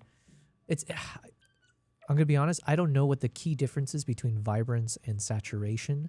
I just know that generally speaking, I like to play with the vibrance slider first before I touch anything to do with saturation. Because for some reason, the vibrance adjustments feels more, I was gonna say soothing. I don't know if that's the right word to use there, but it just feels a bit more like a subtle adjustment, whereas saturation feels more unnatural at times. Cries in pregnant. Did I miss something? Cries, I'm pregnant. Where did the word pregnant come from? Oh, wait. Oh, it's from Rachel. Hold on. Sorry, because I thought Fed was saying that right after he was saying the density thing. Either way, Rachel, sorry, I'm missing the context. Are you pregnant? Are you saying you wait? If you can help me clarify the mushiness in my brain. Jimmy says, I've been following you since I saw your work. You have a lot of potential. Thank you. especially in storytelling. Ooh, okay. Have you seen the family who lives to travel and make cinematic video? Fernway Chronicle. Yes, yes. I was actually very, very inspired by some of their videos. So, well, firstly, thank you so much. That's obviously means a lot to me, so I appreciate it. We were just watching a video of some big YouTubers and how they started off and all that kind of stuff. So I'm feeling very inspired, motivated, encouraged right now. So I appreciate the extra a bit of encouragement there. And yes, Fernway Chronicle. You know what? On this YouTube, because I have this YouTube channel for when I'm streaming, and because I want to make sure the algorithm keeps spitting out things relevant for my filmmaking stuff. So I'm not subscribed to them here, but I really, really like this family's videos, right? The quality is just otherworldly. So I've been thoroughly inspired by them. When I was making my travel vlogs, even from the Uganda, that first series that I was working on, I would watch some of their videos to get inspired by, like, okay, how did they do the storytelling? When do they apply voiceover? You know, like, do I create a trailer in the beginning of my travel episode to kind of set the scene? And if so, how do I do it? And so there's a bunch of their videos that I would watch to get inspired. I think the one I was most inspired by is India. They had this amazing video, and I don't know if I can play it without getting copyrights. It might be worth just playing it just to show you guys. Hello, low bass. Low bass in the chat says, how is you? I is very good. Happy Friday. Which in German is, oh my god, did I forget it? Sherman Flytech. Sherman Flytech, LBG. Saturation boosts color intensity. Saturation tends to also add brightness. Boost color intensity for all colors equally. Skin and bright reds, orange can clip fast. Vibrance is smarter. It raises muted colors more than already strong ones and protects skin tones. Interesting. Quick edit tip in Lightroom. Basic vibrance plus 20 for natural pop if still flat. Saturation plus 5 to 10. Watch the skin and reds back off if they look neon. Thank you very much. That is very meaningful tip right there. So thank you. Rachel says, you were talking about having a bladder of steel. Oh, okay. Sorry. Now that makes a lot more sense, I think. Let me think. I was saying something about bladder of steel, and then you said cries. Oh, because you're pregnant. Gotcha. Well, oh, wait, I think, did you say this? You might have shared this already. My memory is not the best, but either way, congrats on being pregnant. So yeah, I guess I'm rubbing in your face with my bladder of steel, but yeah, if anything, I should. Okay, never mind. I got the joke, says Fed. A case of it's funny because it's true. Yeah. Well, congrats on the pregnancy. Everyone I know is pregnant. Some of my closest friends, one of them just had his baby. Another is gonna have his baby. It's due in May. My brother is expecting his third child, his first son. I will be my first nephew in April. And then I think I'm missing a couple others, honestly. So what a time to be alive. Are you still using Claude? How do you like Opus 4.6? I love it. I was just having a chat with, I was just FaceTiming a buddy of mine. He does a lot of, he's like a VC, he's like one of the smartest guys I know. And like, he knows the whole tech world, the AI world, crypto world, all of the worlds, right? And so, yeah, we were just having a chat about Claude. And I'm like super impressed by Claude from an artistic standpoint, which I didn't think would be the area I'd be impressed by it by. But as I've been making some of these new videos that I'm going to be publishing on my channel very soon, I would use Claude to help me tighten up the script, to tighten up the storyline, the beats, and everything. And it's actually been really good with helping me with the dialogue that feels more natural, less robotic, but also feeling the right amount of artistic or poetic without being overly cheesy or overly done, right? Whereas that's how I felt with ChatGPT in the past. It just doesn't really help me when I'm trying to write a script. It would feel, yeah, it would take a lot of iterations to get it to sound human. Whereas Claude, so far, it's been nailing it almost instantly with like subtle adjustments here and there. So Jimmy said, bro, you're going to be like them soon. You have skill. Do you mean I'm going to be like them because I'm going to have a family? I'm going to have 2 kids. Do they have 2 kids, I think? I forget. Yeah. My mom would be very happy to hear that. But I get what you're saying. I hope so myself. You have skill. I love cameras, but I'm not good at storytelling, and the setup for me is bad. I have a Z6 III camera, but I edit like a very beginner amateur.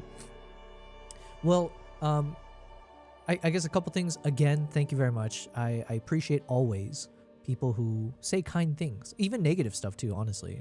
I accept it all. Anything that will help me be better, or motivate me to be better. And listen, I think it's good that you're being honest with yourself in that sense, but I also feel like you shouldn't view it as like, oh, I'm not good at storytelling. I'm not good at storytelling or editing, therefore I can never be a storyteller or editor. Because if there's one thing I've learned just from this process of content creation, putting myself out there and doing this every day, it's so crazy to then look back at the journey and see the things that you said you couldn't do in the past. You end up being able to, you can actually do it if you actually put the time in to do it, right? Like I remember there was a time where I was like, I could never do video stuff. I'm just going to stick to photography because like that's the world that I've focused on. I can do this. Video, are you kidding me? Like trying to figure out how to capture, learning how to shoot video, but then like you said, figuring out how to tell a story, how to capture all the moments, that was beyond me. But then I would start taking baby step after baby step. And so then I started doing like TikTok kind of Instagram reels. And at that point I was like, okay, I can do this. I could never do a YouTube though. I could never do long form. Like how do those people make 10-minute, 15-minute long videos? That's way beyond anything I think I could do or care to do. That's what I thought of. And now, just from continuing down this process and being open-minded to hopefully learn more and more, like now, yeah, obviously I have my YouTube channel. It's not like, look, we're not Mati Hapoya or Fernway Chronicles with the crazy success, but I do feel like I can call myself a YouTuber, and the videos that I've been publishing on my channel, all of those videos were things that I didn't think I could ever do, and just a few years ago. But now here we are. Live streaming, never thought I could do that, but here we are. And again, it doesn't mean we're the best at it, but we can do it, and then we can just continue getting better at it. Anyways, you said, do you have tips to make...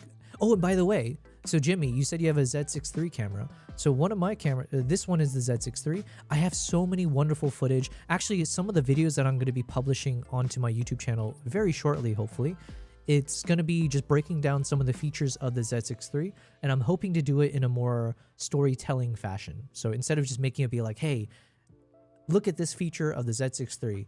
This is the specs. This is how you do it, blah, blah, blah. I want to make it more like a storytelling artistic feel, but it's talking about, you know, a feature of the Z6 III by telling the story. But yeah, the Z6 III is amazing. This is an amazing camera you can use for both photo and video.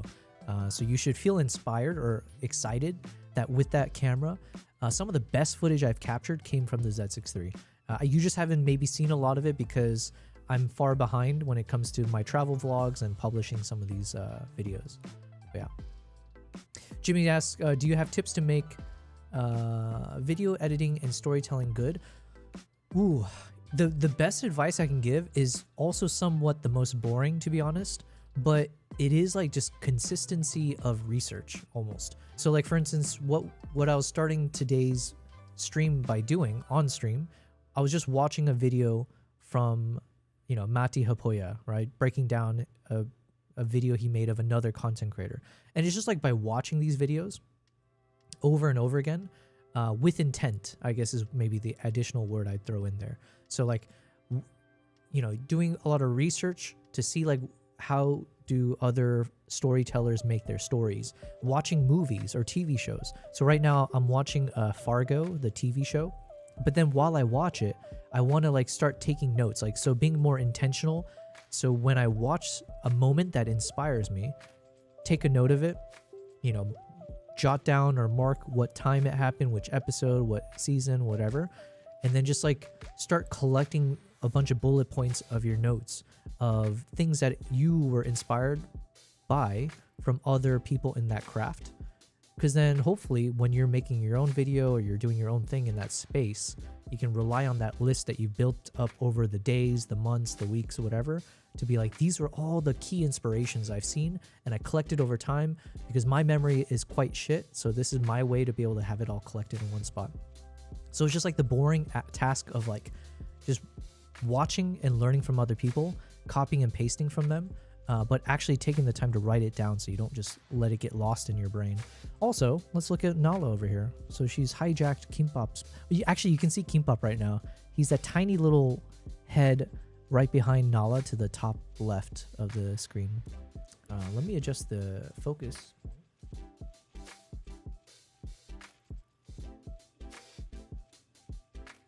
Yes, Nala. Good girl.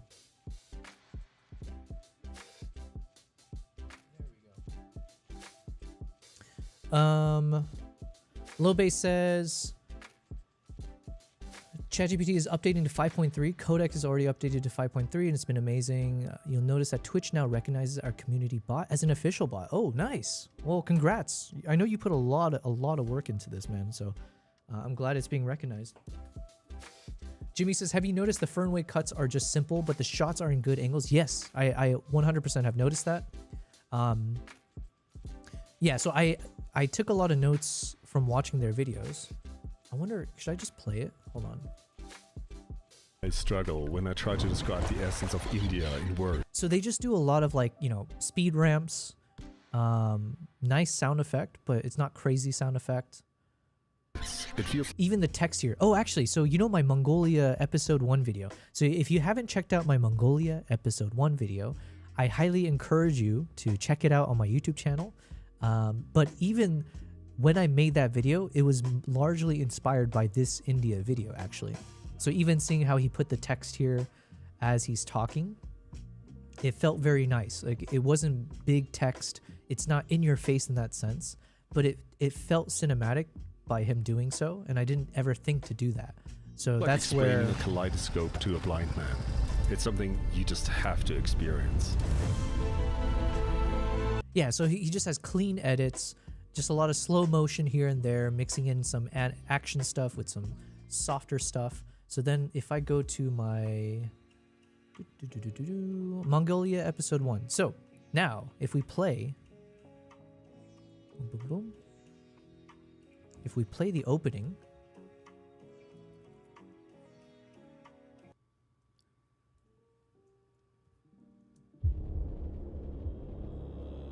so this whole thing here was again partially inspired by that Fernway Chronicles video of like, okay, maybe I should consider putting in some text in addition to my voice. Because in the past I was like, oh, if you're hearing my voice, why do you need the text? Unless you need like subtitles, right? But this definitely made me reconsider the approach. And then let's let it play out. There are moments you never forget when you witness something primal, ancient. And then even just by taking that first step of saying, let me try putting text, you know, like a text animation or text in the center, that led to another creative direction, which is what you're seeing here, where I was like, oh, and it was just a moment that came about randomly, right? Where it's like, oh, could I then try to, if I'm saying this line, when you witness something ancient, something, and something, could I just have the line stay here and only switch out the last word because it's like a list? So I had this visual in my mind of, can I just swap out the last word for a few seconds? And even that creative decision wouldn't have come about if not for just the initial, just try something new, have the text in the center. There are moments you never forget when you witness something primal, ancient, unstoppable. Through blinding snow, I watched them emerge, eagle hunters with the spirit of warriors past. And then here it slowed down, but yeah, even just having, yeah, so then we did some, it was fun. It was a fun time. If you ever want to see Jimmy, if you have the time, you can watch my live streams from day 1 of my live streaming journey. And because I worked on this video for the first like 20 some odd days, and you'll see like the entire process because I shared almost everything. Like for the most part, like 99% of this video was done during my live streams. So you can see how the thought process, every time we backtracked, made a mistake or improved, iterated, all of that. But even that part here, if I can play it again. Spirit of warriors past. Even this creative decision I had where I was like, okay, can I make it so that the text will disappear, so it fades away, but I'm going to let the last few words linger and it says spirits of warriors past. So my thought process was like, okay, this sounds very ethereal or supernatural. So can I have those words linger a bit longer? I don't know, it was like kind of represent a little bit more of like it's been here forever, right? Like the spirits of warriors past type thing. As we fade in the other shot.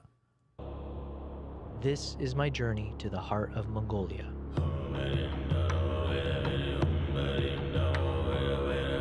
And then here, playing out the trailer, this didn't necessarily come from the Firmway Chronicles. It's something I did with the Uganda travel vlog series, where in my mind, I was like, it'd be fun, if I'm doing a series on a country, to have like a repeatable, fun trailer that I can play at the beginning would be nice. But it was also a practical decision, or like a strategic decision, I guess, because obviously we're on YouTube.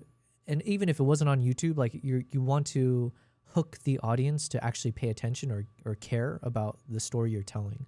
So having this kind of trailer makes sense because it gives you a teaser for what's to come. So hopefully if you see it like the best of showing up in the very beginning, so you get these shots of the eagles in flight, you see like different action moments, different environments. So you have a sense of like, oh, wow. So in the next 15 minutes, if I watch this video or I watch a series, you're telling me I get to see all of those moments in full. Okay, then let me keep watching. It's like I'm probably speaking very commonsensically, but yeah. Have you noticed? Oh yeah, Jimmy, Rachel gives some good advice here. As Jimmy says, the J cuts, L cuts, music score, and subtle sound design goes a long way. That's another big learning, which I'm going to write down in case I make it one of the topics for one of these behind the lens episodes. Basically the power of audio. I didn't realize how important audio is when it comes to storytelling, or like even just YouTube in general, right? I was getting glimpses of that when I was doing my Instagram Reels and TikToks, where you realize like finding the right music can be the difference in someone watching your video over and over and over again, because you loop it nicely, the beats continue, or there's a nice climax moment in the song that matches to the visual. So I was starting to realize the importance of audio from that exercise. And then it only became more important as I was going into YouTube, realizing that you could have really shitty visuals but have beautiful sound quality, and that's a better world to be in than having really nice visuals and completely shitty audio sound quality. Yeah, because this is YouTube. You're watching something, you're listening to something, and if what you're listening to sounds terrible, I didn't realize how important it was. So the term J cut and L cut I learned fairly recently.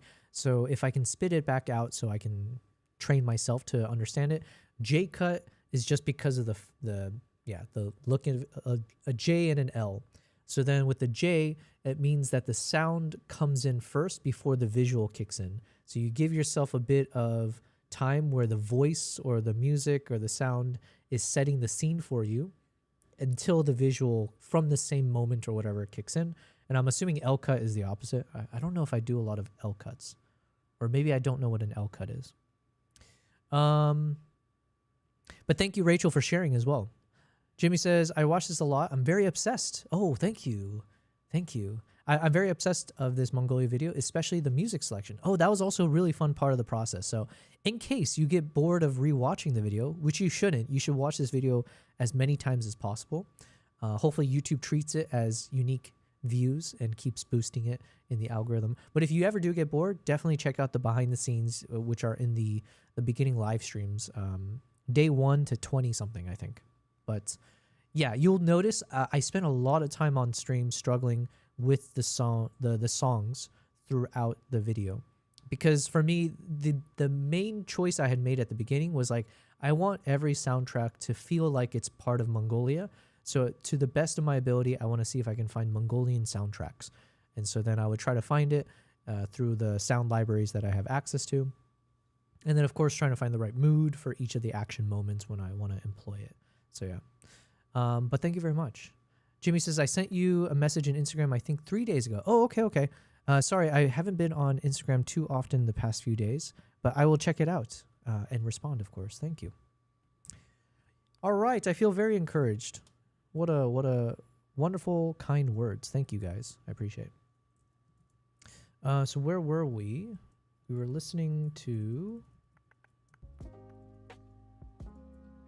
Oh, yeah. So anyways, you get the point. I know Fernway. I'm a huge fan of these guys. Definitely inspired by the style of their videos. So hopefully we can replicate and, you know, build off of what they do.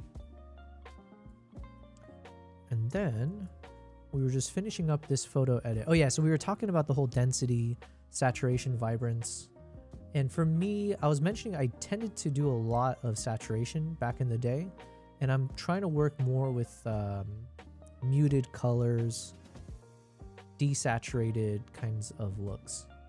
So I'm just playing around with this one a bit more to see if there's something that stands out a bit with the approach I'm taking.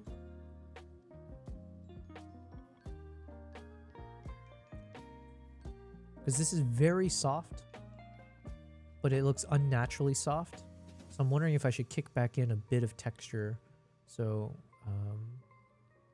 maybe not so much of this like removing the clarity.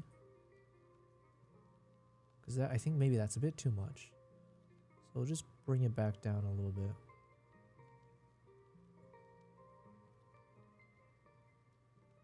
Texture is fine.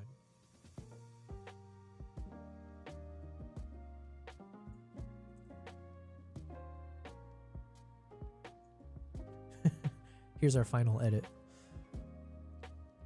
Jimmy says, I'm planning to upgrade to ZR. However, here in Abu Dhabi, the exchange is not yet available. Yo, Jimmy.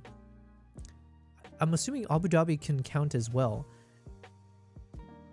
Okay, sorry. I was about to say something very selfish, which I'm still going to say, but just letting you know. Because I was like, oh, because I work with grand stores quite a bit, at least in Dubai, and with Nikon as well. So I work with Nikon a bit. And they were like, oh, we can set you up with an affiliate link for people, you know, who can purchase from grand stores. So at the very least, I should be able to get you an affiliate link. However, I don't know if I can get you a discount. So it is selfish of me to ask you to use an affiliate link. But if you end up actually wanting to purchase ZR, I might meet with the Nikon team soon, like next week or so. So I can at least ask if there are things or discounts or things to consider. It's like, hey, I know someone in Abu Dhabi who wants to upgrade from the Z6 III to the ZR. Is there anything to be aware of? But yeah, awesome. All right, Abu Dhabi. Jimmy says, Rachel, are you also in cinematography? I just love simple cinematic videos where the colors pop. That's how I like videography. I don't like too much sauce. Like videos from who's Ben TK? Ben TK. Ben TK.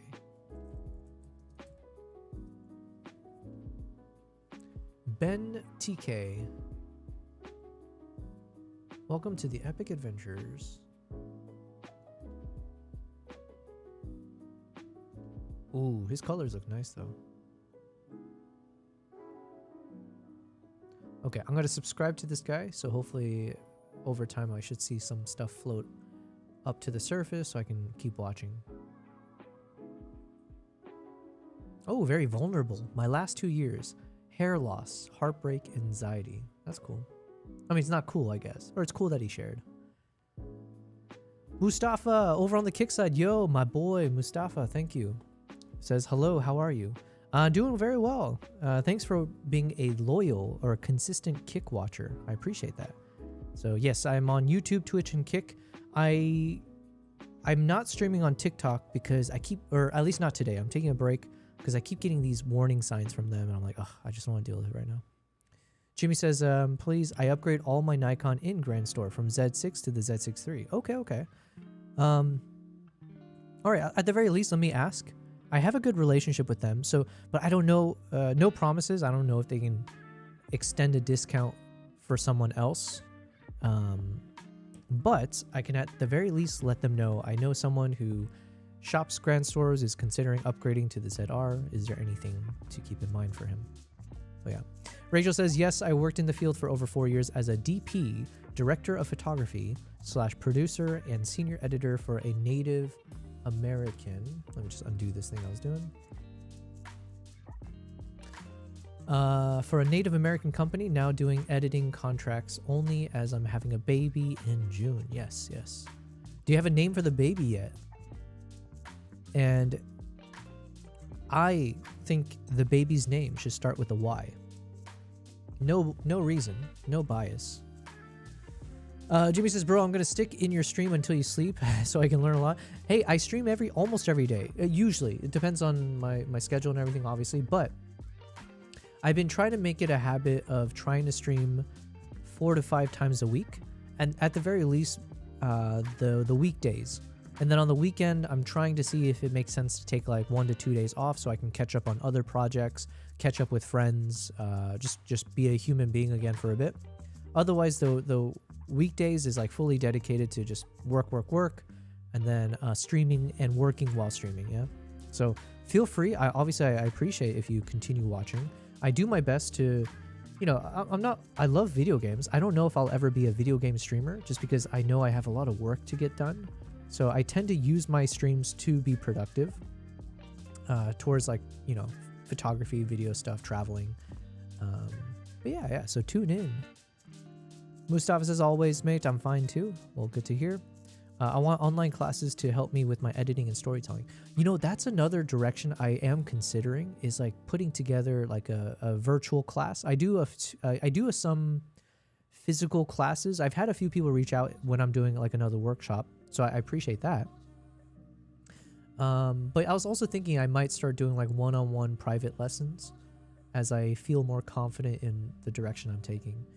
But I'm going to be honest, if I do that properly, it's not going to be cheap because I need to add a premium because my time is very precious and I feel like I do a bad job of stretching myself out to too many projects. Where are the cats? Oh yeah, are both my cats gone now? Oh no, Nala's still here. She's hijacked Kimbap's spot, and you can see Nala Kimbap in the background. He's hanging out in the living room right now on my couch. So, they just hop around. They do their thing. Jimmy says, congrats to Rachel. I have 3 kids. I work as a firefighter, EMT, and my wife is a nurse here in Abu Dhabi. Yo, there's always fires in Dubai. So I imagine, sorry, I don't mean to laugh for the wrong reasons, but yeah, I know there's a lot of fires out here randomly, right? So I imagine your skills are put to use. EMT, and my wife is a nurse here in Abu Dhabi, but damn, I don't know why I just suddenly like videography and color grading.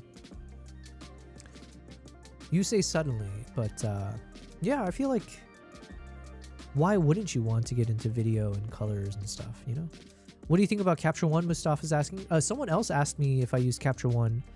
Was it Jimmy? Actually, I don't know. I've never used it. I only use Lightroom. I've only used Lightroom and like a touch of Photoshop here and there. So I'm not a good person to ask about that.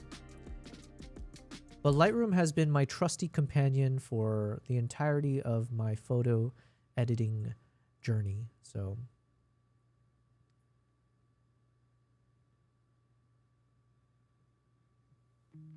right now I'm just kind of in the creative dabbling mode, trying to figure out what style I'm looking for. I'm liking this style right here. So what I have here, I'm not opposed to. It's slightly more muted, so it's not overly saturated with the greens, but it maintains a bit of light coming through, so you get some directional light.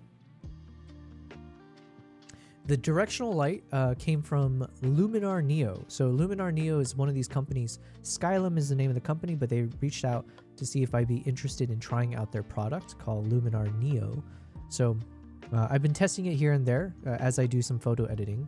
So one of the AI features that they have that I'm a huge fan of is this kind of directional light capability. So you can pick a point and it essentially mimics sunlight coming through. And the AI is pretty insane where it kind of recognizes you know, in this case, you know, we've got these tree foliage, so it would know that these areas is where maybe sunlight should peek through, whereas the green spots would be like the trees or the leaves, so the sunlight shouldn't cut through that. So I don't know how they make that work, but it's kind of fun, I gotta say. So I've been playing with that a bit here and there. And so here's our roughly final result that I've got. And then usually I'll go back into just playing with some of my presets to see if I want to change my mind on my editing decisions.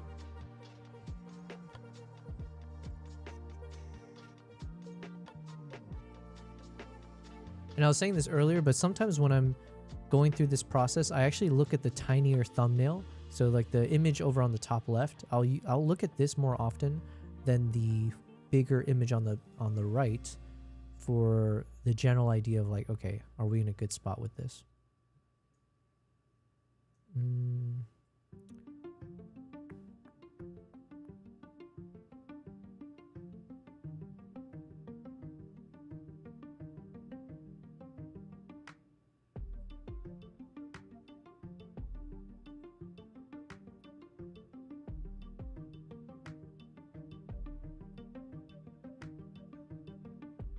I kind of like this one as well in terms of like a creative direction. Probably not for this yet, but yeah. Rachel says, thanks to Jimmy. I'd lean into that interest. It's an awesome field considering your background. Who knows what you can capture? Yeah, I agree.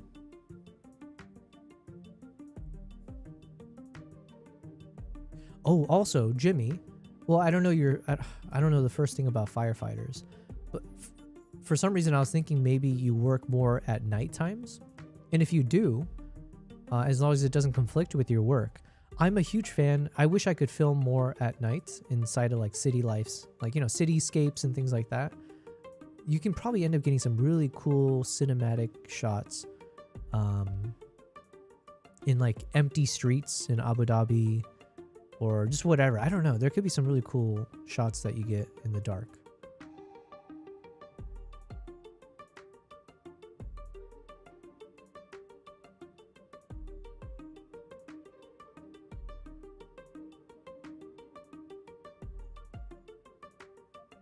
Okay, the only thing I want to change here is I think I want to make the subject slightly brighter.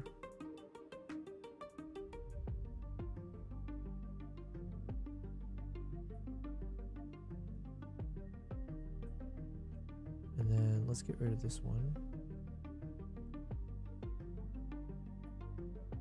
There we go.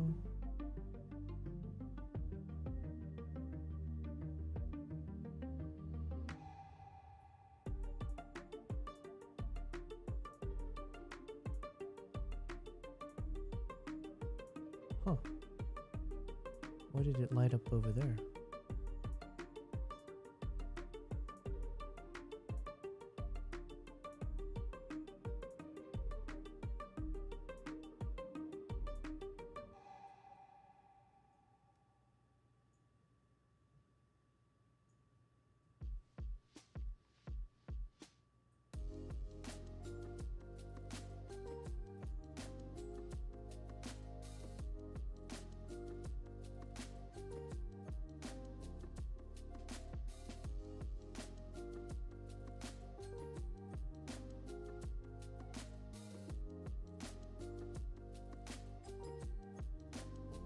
Interesting.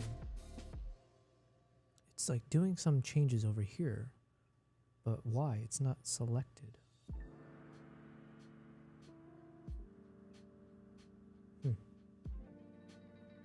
Maybe it's like a glitch. Yeah, you can see here as well. Alright, doesn't matter. Generally speaking, I think I'm happy with this. Alright, so this is, I guess, our final product.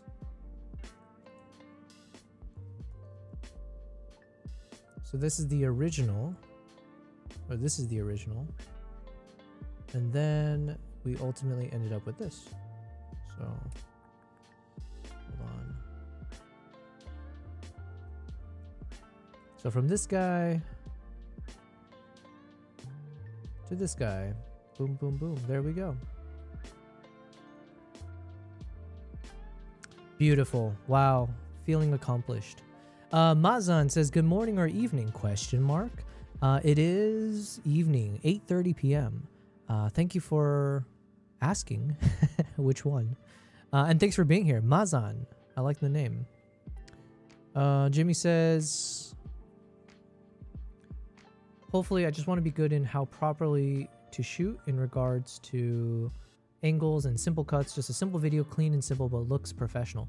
If there's one thing I learned a lot, like doing the fancy crazy stuff, that's only for like certain commercial angles, or it depends on the niche that you're in. Like if you're the type who's just like a bunch of photo shoots or video shoots for like car companies, stuff like that, where you see the crazy transitions. But if you're doing like more, I don't know, I think simplicity is best. So just filming a moment without much change can look really nice. Actually, that's an example of that guy, Teo Crawford. Let me see if I pop it up again.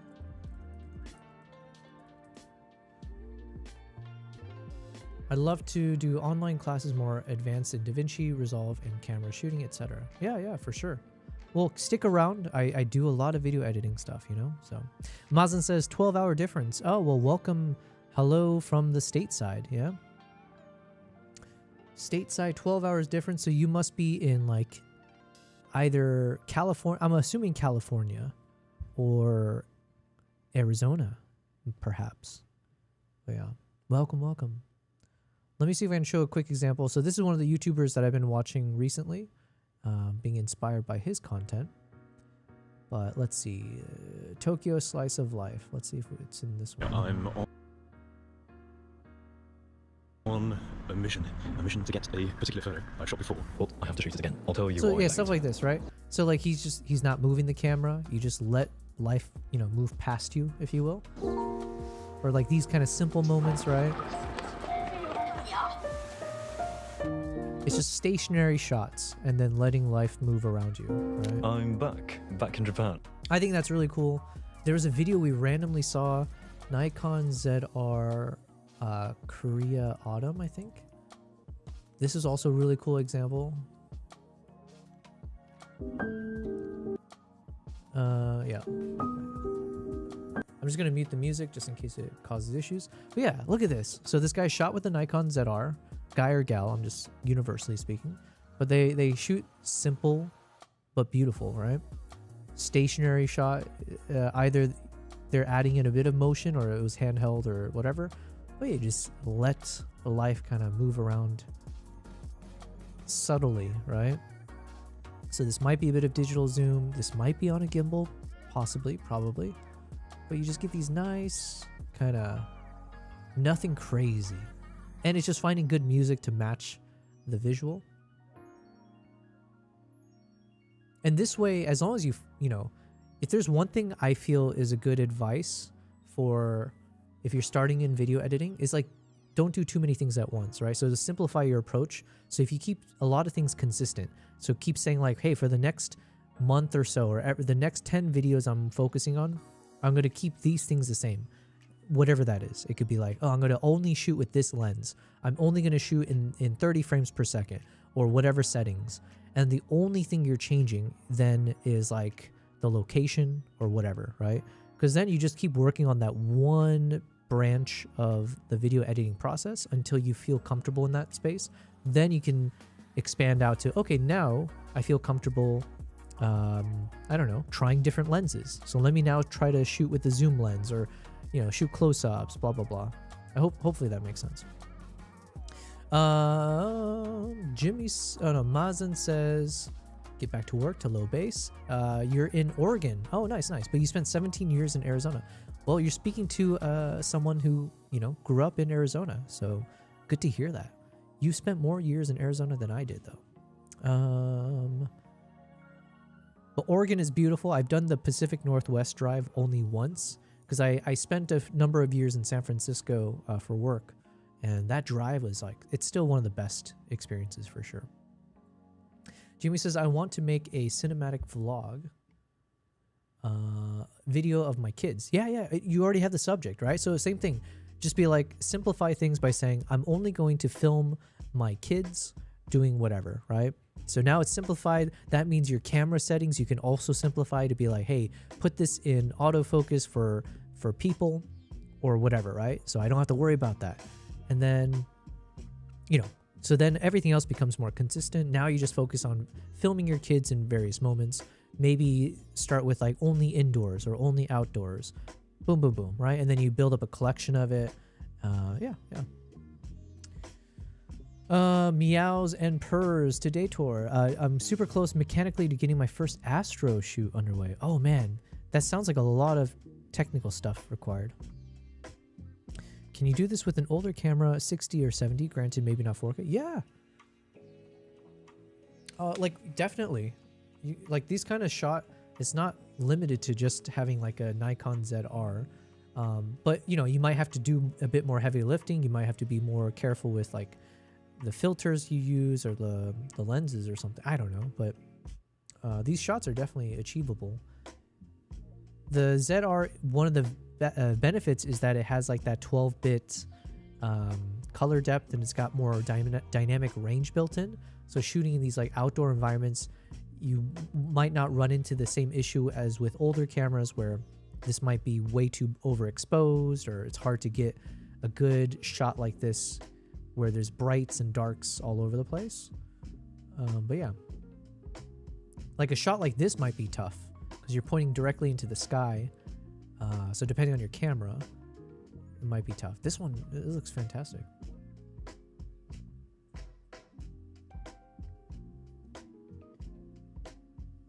So anyways, shout out to this content creator, Nikon travel filmmaker. Super good stuff.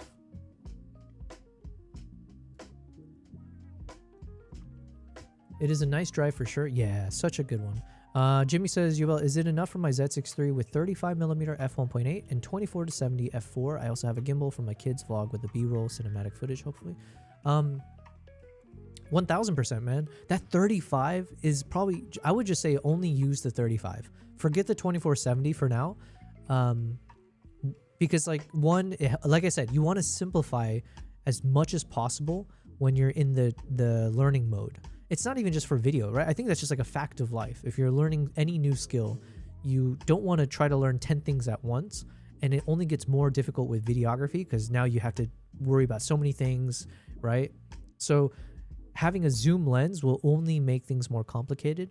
Having a gimbal only makes things more complicated. So I would just start with a Z6 III and a 35mm and only film with that. And that way you know what the shutter speed is and you just stick it and never change it, right? And boom, just focus on shooting, seeing what looks like in different environments.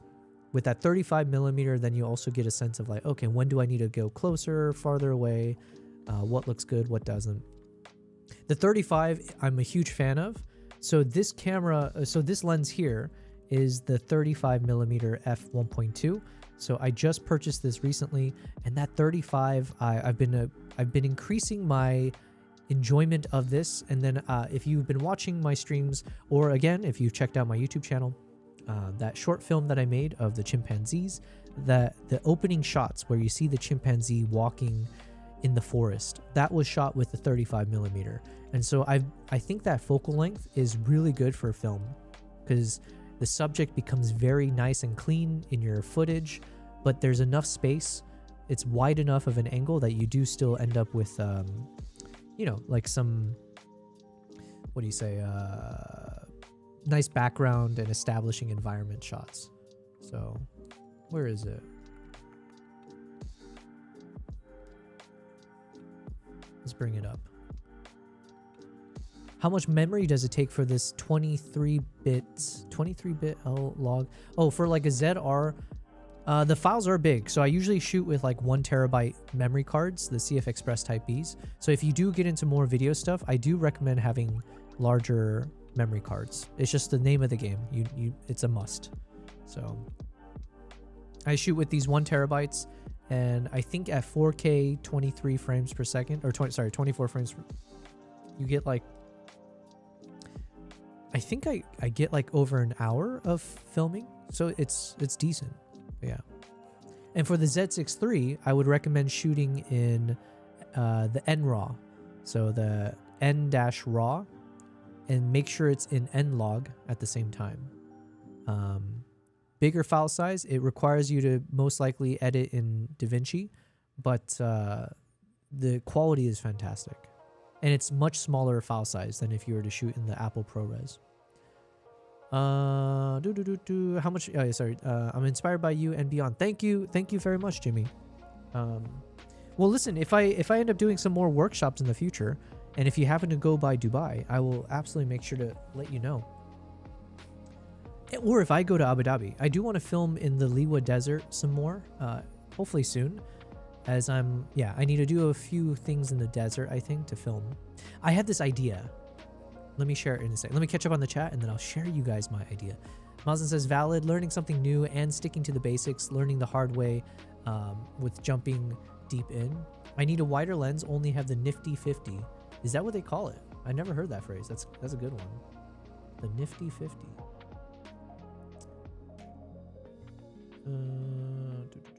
Can I find my own footage? Here we go. So this whole shot in the beginning, right? Let me.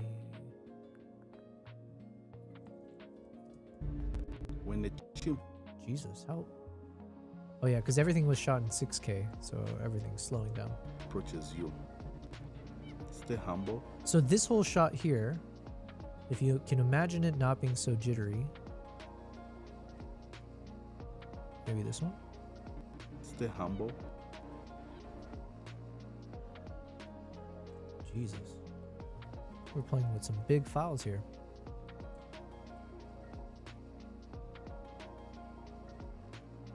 Let me find it.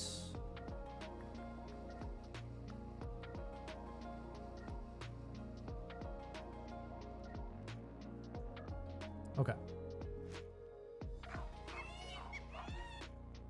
So this shot was with the 35 millimeter. When the chimp approaches you, stay humble. And what I liked about it is you'll get some good separation, especially at like 1.8 or shooting in like the f2 to 3, whatever, like 2.8, that kind of range.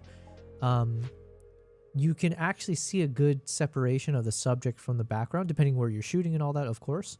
But when you shoot with like a 24 millimeter or 20 millimeter or wider, oftentimes you end up, the subject gets lost in the sauce, right? The environment overwhelms the subject in many ways, where unless they're super close up to the camera, you kind of just, I don't know.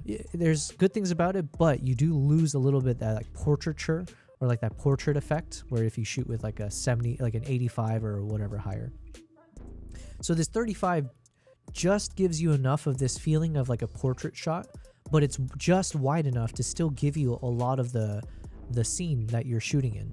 So, and that's so important for the storytelling. That's something I've been learning more and more, is that having these close-up shots aren't always good, because there's a lot of processing that happens from a viewer's perspective that's hard to explain in real time. But like if you're watching this video, it is kind of nice for you to be able to see, oh, this guy's in the forest, or this was shot in the forest. It could still be noticeable even in a closer range, but this just makes it that much easier to kind of get that sense. And it also gives you a sense of like how close you are to the subject. Stay humble. Stay calm. So yeah, I think that 35 has been really fun, because it's right in the sweet spot of background. And even here, right, we have a new subject coming in, but there's enough, you can see the focus difference. There's enough space even in this framing that you can still have subject A and then like a secondary subject kicking in. Without leaving. Presence is not pressure. Here, when a chimp approaches you, it means the island kept its promise. But yeah. Jimmy says, nlog, nraw, yeah. How do you apply the LUT? I have red LUTs. I don't think the red LUTs work with nraw. What I use, I think I provide it for free now. I made a video recently about Dehancer. So if you check out my video on a review on Dehancer, in there, I think I added a link that you can, in the description, that you can download my power grade structure, my what do you call it? The power grade. And I basically have a power grade for nlog. So it just converts from the nraw nlog rec 2020 into DaVinci, so then you can do all the color grading in there. I don't really play with LUTs too much. I am starting to build my own LUTs, but because I have to be a smarter YouTuber and start selling it. So I do need to improve upon my marketing skills. Send me a message when you arrive here in Abu Dhabi. Absolutely. Jimmy says, so beautiful quality shot and footage. Thank you very much. Is that handheld? Yes, this is handheld with the 35 millimeter. And this is, again, this is a shout out to the Nikon ZR because the quality is very, very good with the ZR, right? It has, what is it, like 6.5 or 7.5 stops of for inbuilt image stabilization. So it is pretty good for stabilizing your footage. And like this, I've talked about it quite a bit, but I use this as an example of like, look, handheld, walking backwards, you still end up with pretty stable footage. It was shaky, but once you put it through DaVinci, I was able to stabilize it decently enough that, you know, it's definitely usable, right? Step back without leaving. Presence is not pressure. So you'll see here every once in a while, you'll see like that jerky motion Here, and stuff. when a chimp approaches it's you, acceptable it amount, means the I island guess. kept its Yeah. balance. What focus? I If we think I was cannot shooting share this this at ride- f2. F2 or f2.8? Is it 1.2? I can't say for certain. It was either f2 or f2.8. How will we share the planet? To live together, we listen first. Then I'm gonna guess f2.8. Because there's a rule that I had learned recently called what? Is it the lens sweet spot? I think it's called the lens sweet spot or something like that. And it was something to do with that the sweet spot of your lens is not actually when it's at its widest. There's like somewhere, usually the rule of thumb is something where it's like maybe 2 stops above the widest aperture. So if I'm shooting with an f1.2 lens, I think they were saying you need to bump it up. So if you have an aperture of like, I think it was like anywhere from f2.8 to like f4, 4.5. I don't know. I'm not good at understanding where each stop starts and ends. But the point is, with an f1.2, you should be shooting closer to like an f2.8 or f3.5 or something. And apparently, rule of thumb, generally speaking, is that that's when your lens will be at its peak focus, sharpness, performance, right? So I just learned that right before this film project. So I was trying to keep that in mind, where instead of shooting at f1.2 at its widest, I'm in a forest, so it would help me significantly because it's low light. But it also means that I have to be more careful with the shot might be out of focus, and apparently it's not at its peak performance anyways. What focus settings do you use in this ape shot? Yeah, so sorry, I think I answered already. So like I think it was f2.8, I think. Camera setting, is it wide autofocus? Example AFFC. This was shot in autofocus continuous with the animal subject detection, and I'm pretty sure I had it on the entire box. Because there's 2 things I was doing with this trip. One was obviously I wanted to make this story, right? I wanted to film this story about the chimpanzees on the island, the humans, the caregivers that take care of them, and all that kind of stuff. So I was treating this as a proper film project with a whole story behind it. But then the second thing, which was equally as important in some ways, was that I was testing out the Nikon ZR, because this was a trip that was, that Nikon had reached out to me about. So, they're like, hey, we're going to give you access to this new camera that no one's heard of before. It's not out in the market. And in exchange, we want you to actually test it, right? We want you to make some content with it so that, hopefully it's good, that can be showcased. So for me, in the spirit of testing out this camera as much as possible, I wanted to film this with its autofocus full focus box mode. And I'm pretty sure I did a lot of shooting in autofocus full as well. But I think in this one, I was probably using autofocus continuous, using the full sensor focus box, and then occasionally I would try to manually hit the focus button as needed. I think that's what I did.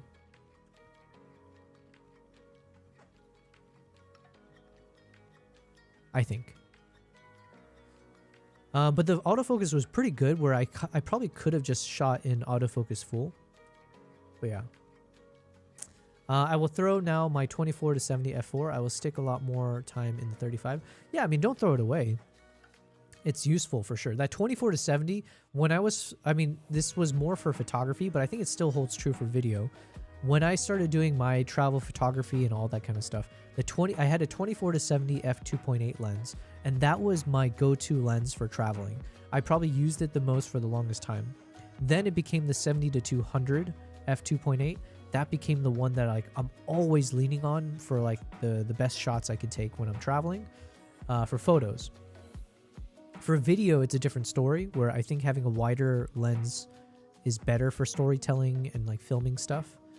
Especially, can you imagine if you have a 70 to 200 and trying to get stable shots of something? It's just a lot more skill development you would need to feel comfortable in that sense.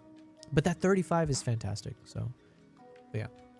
And 1.8, that's another really good thing that you got going for you.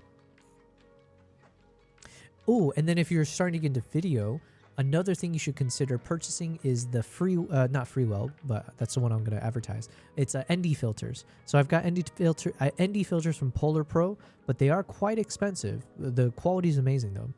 And then Freewell, that's another video I'm trying to make behind the scenes. Freewell had reached out to me, and they gave me their latest color polarizer plus variable ND filter. And so that's a thing I'm going to be testing. But an ND filter is super important for videography because it allows you to maintain certain settings that are best for filming motion without having to play with it. So, yeah. Anyways. But yes, thank you guys. Thank you for all the questions. Thanks for being here. Where was I? Oh yeah, I guess I was trying to finish that photo. I think this is in a good spot. I'm sure we'll make more changes over time, but I think I like this. Yeah, it looks good.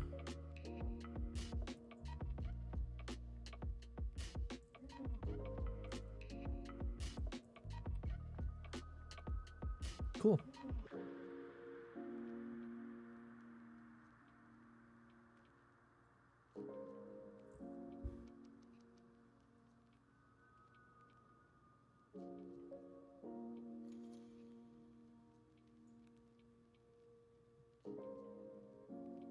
Okay, anyways. Let's redo all that. We are good to go here. And I should probably save in another folder in a second.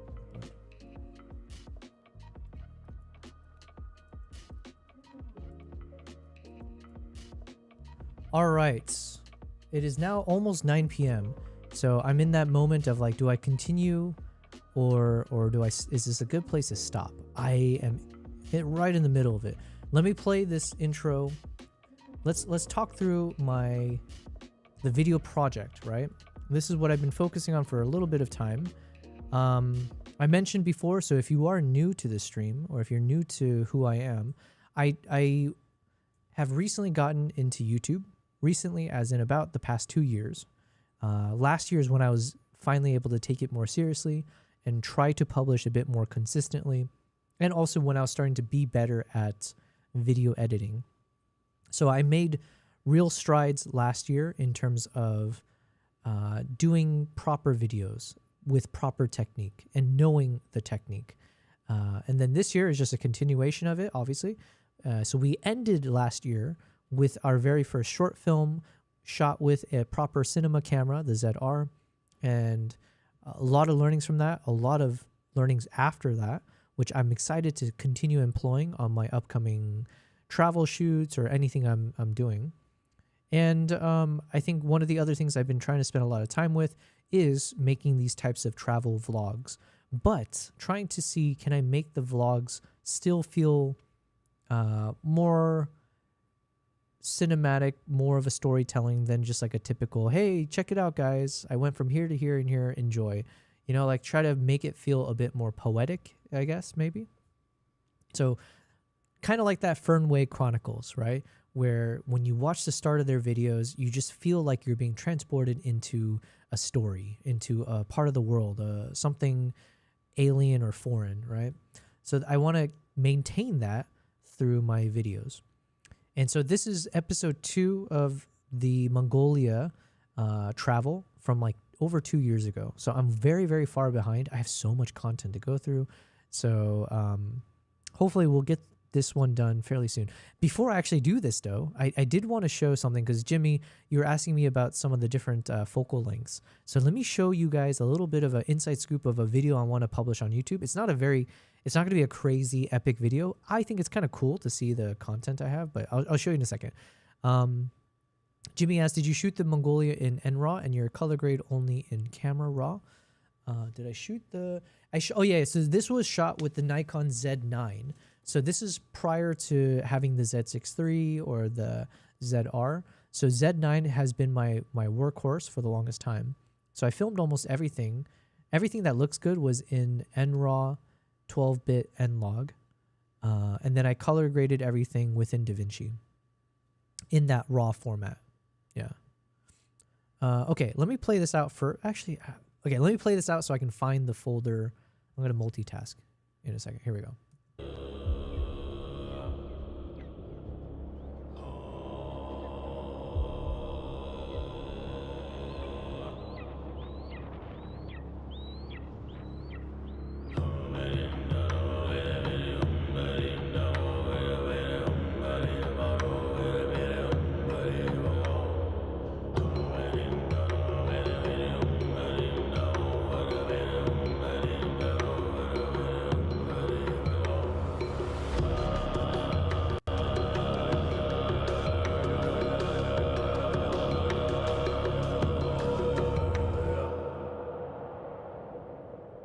Okay. And then this episode will be more, it'll be definitely very different from my previous episodes. So it'll be less of hearing my voiceover start to finish and more listening to them singing and then putting B-roll that associates with the song as much as possible, or the mood of the song, because I don't know what they're actually saying because I don't speak their language. But yeah. Jimmy says, I would love to watch it. Well, thank you very much. Hopefully it'll be done by next week. That's my current goal. My goal is I want to be able to get at least one travel vlog video completed every month. And in an ideal state, it could be 2 every month, in addition to the other types of content that I'm publishing on the channel. So I want to show you guys something. Actually, I realized I should be able to show it here. This one. So this is one of the trips that I haven't been able to create a vlog yet, because this happened much later. This happened beginning of last year, actually. So I have a number of trips to get to before we get to this one. But I want to show something to you guys. So Jimmy asks, the color is sick. Thank you very much. I love to watch it. Thank you. Thank you. This was shot with the Nikon Z6 III. So Jimmy, to your point, when you said you were shooting with the Z6 III, don't feel necessarily like you have to always upgrade your gear. The Z6 III is incredibly powerful, in my opinion. And it's like the best, it's like a perfect hybrid in the sense of getting really good video quality and getting excellent photo quality as well. So I organized this trip to Vietnam through Nikon. So Nikon has like these Nikon Premium member trips. So I put together this itinerary for like a 5-day trip where we spent time throughout parts of Vietnam to do like photo shoots with some of the locals. I had a local contact who's an amazing photographer. So she basically helped me arrange this. And so I went with like about a dozen photographers, and we just went around to different small towns doing photo shoots and all that. So this was at the very end of the trip where basically we were done with the trip. And so I forget what town we were in. I guess I can look this up. Bui Vien Walking Street. Where is that? Bui Vien Walking Street, Vietnam. Okay, so Ho Chi Minh. So this is like this really busy street, a nightlife street in Ho Chi Minh. Super cool. I love the vibes. So while we were there, it was just like, we're done with the trip. Let's just grab some drinks and relax. So then I decided, you know what? Because this is when I had just gotten I had the Z6 III, and I've been traveling with it on a number of trips, and I want to keep testing it. But because I was with some Nikon people, I had access to a number of different lenses. So I forget if the 85mm was my own lens. This might have been my own, actually. But I was borrowing their 35mm lens. I think it was the 35 1.4, if I'm not mistaken. So basically, I had a 20mm f1.8, an 85mm f1.2, and a 35mm f1.4 or 1.8. So I was like, oh, okay, let me actually try to film the street using all three lenses to show kind of like a side-by-side comparison. Like, what does it look like to walk through this street with a 20mm versus a 35 versus an 85? How is it when it comes to stabilization? Because you can imagine if you're walking with an 85, it's going to be a lot shakier. So that was like the big test. And so this is, for example, what it looks like shooting at 20mm. Give me a second. But I also wanted to show you that this is this is after I did a bit of color grading. Let's see, can I do half?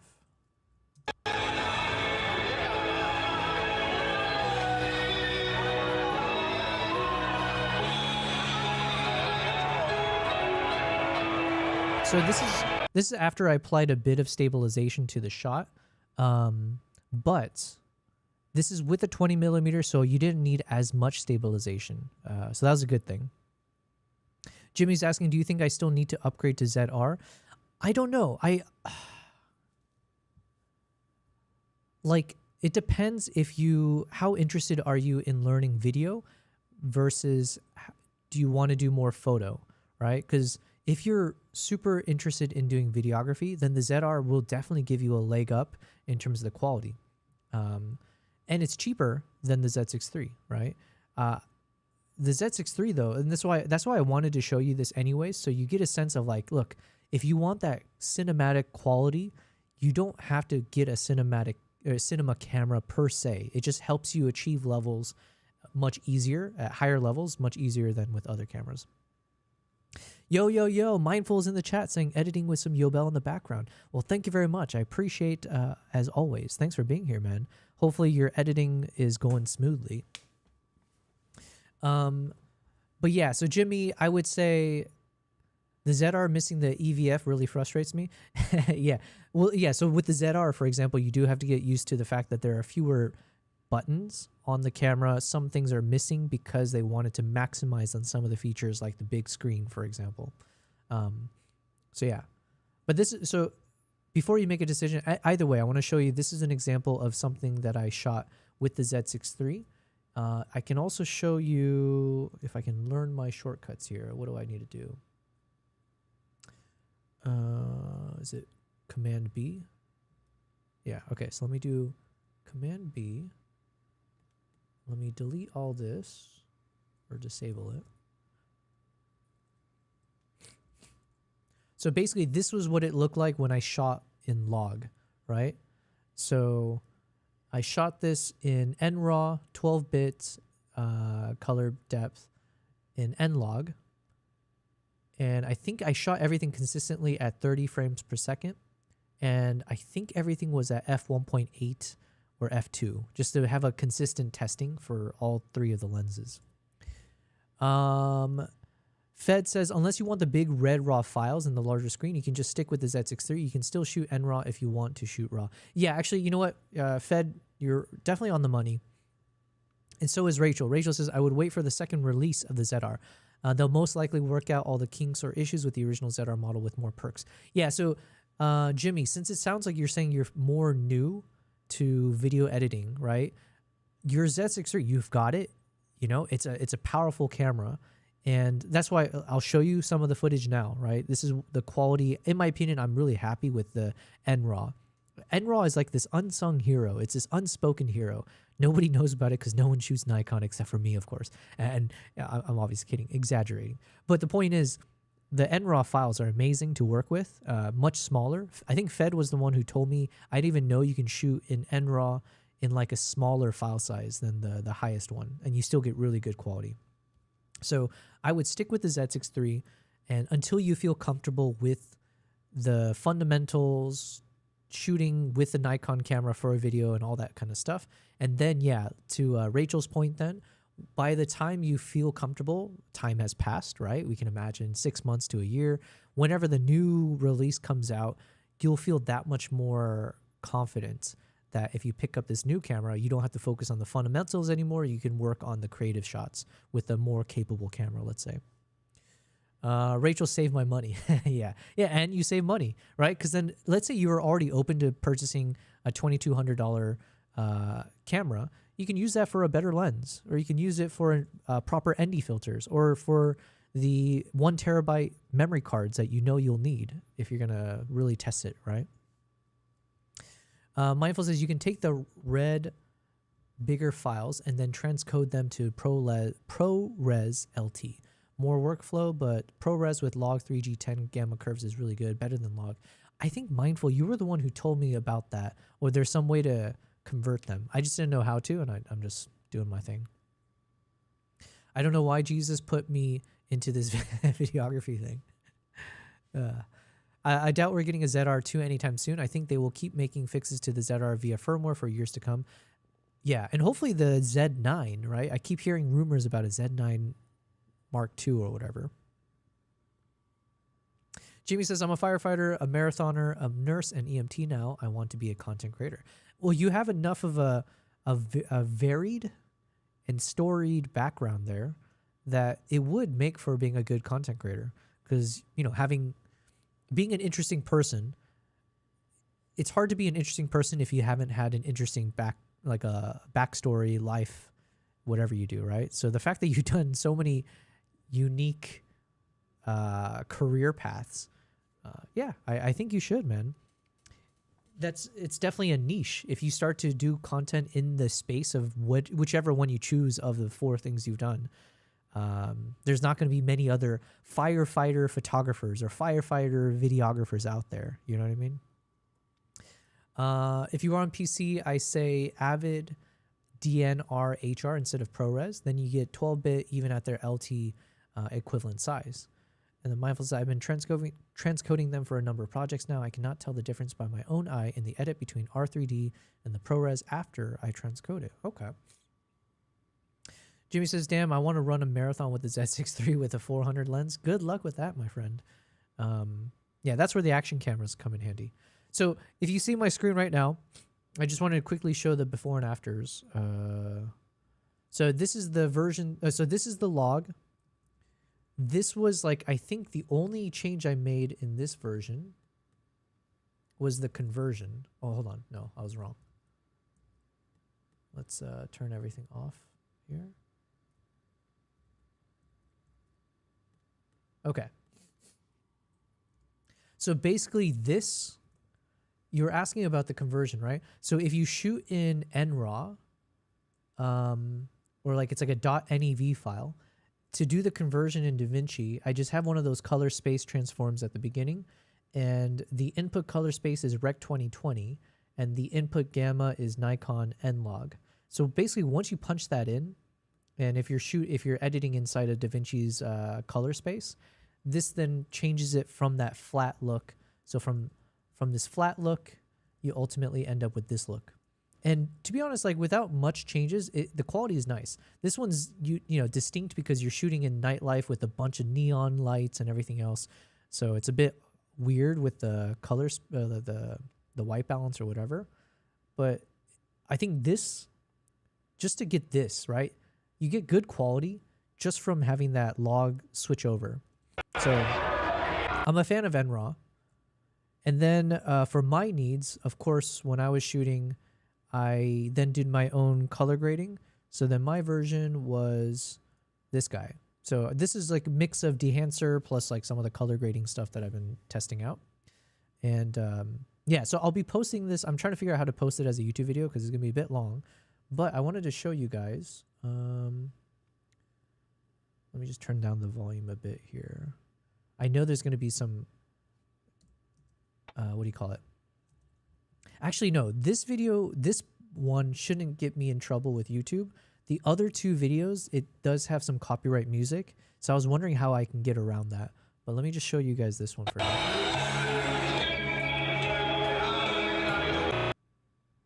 And let me turn down the volume. I notice it's a bit loud here.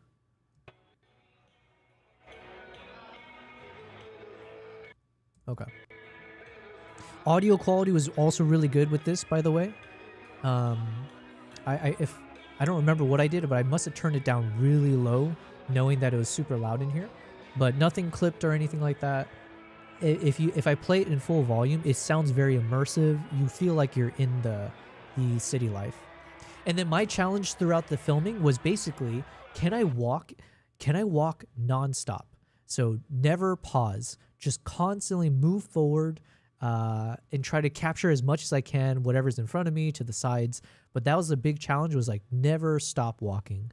And then I basically did that with all three cameras, walking back and forth.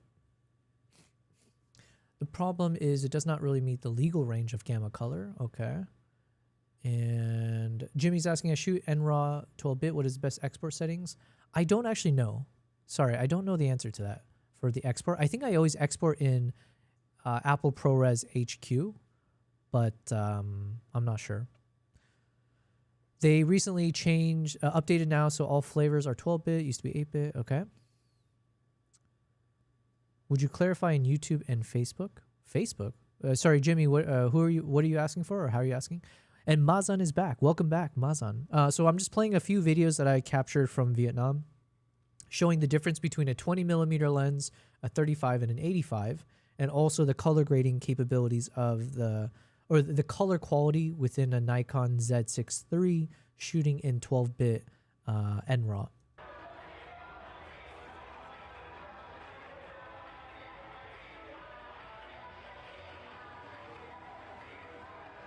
So basically, I'll have like 3 versions of this, but this was with that 20mm, just trying to walk in a straight line, trying to be as subtle as possible, and not sticking a camera in people's faces. But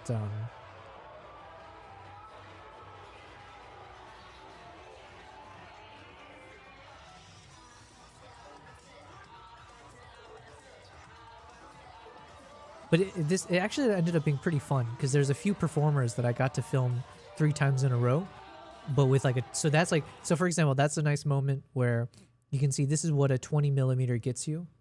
Dang it. Let's see over here. Where'd you go? So this is what a 20mm gets you when you're doing a little drive-by shoot. And then you'll be able to see what it looks like with the 35 and then with the 85.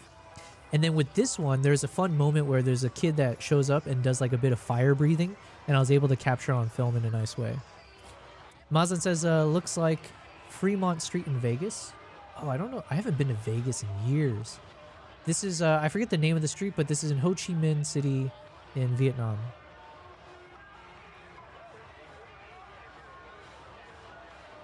Jimmy says, I'm done for today. I need to prepare my kids now to sleep and wash bottles, etc. So much thanks, Yobo.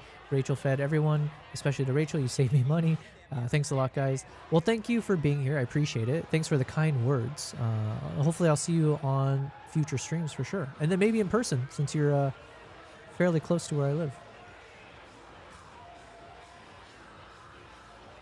So yeah, this was the don't stop walking challenge, basically. While still trying to film as much of whatever's going on.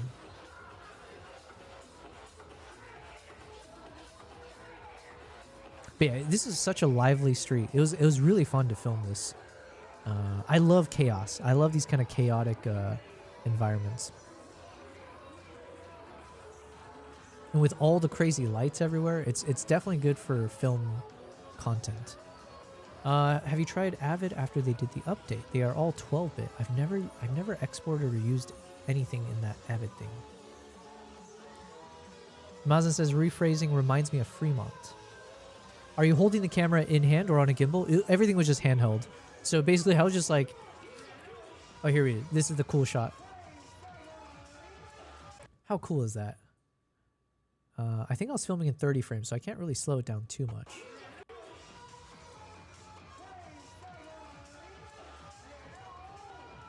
I did not pay money for that though. So basically, Mazan, I was in Vietnam at the end of a photo tour that I ran with Nikon, and so I had 3 lenses with me, two that I owned, I think, but it was a 20mm f1.8, 35mm f1.4, and an 85mm f1.2. So I decided I just wanted to test out the Z6 III and test out these 3 lenses all at once. And so basically the test for the Z6 III was like, okay, can I shoot this handheld without a gimbal or anything, right? Just like how stable would the footage look? How good of a quality would the colors be?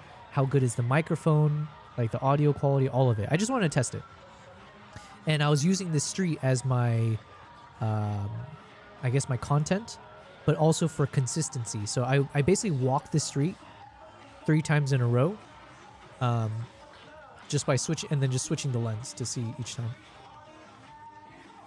And then the other consistent thing I was trying to do was not stopping and just try to consistently walk forward in as much of a steady, consistent pace as possible.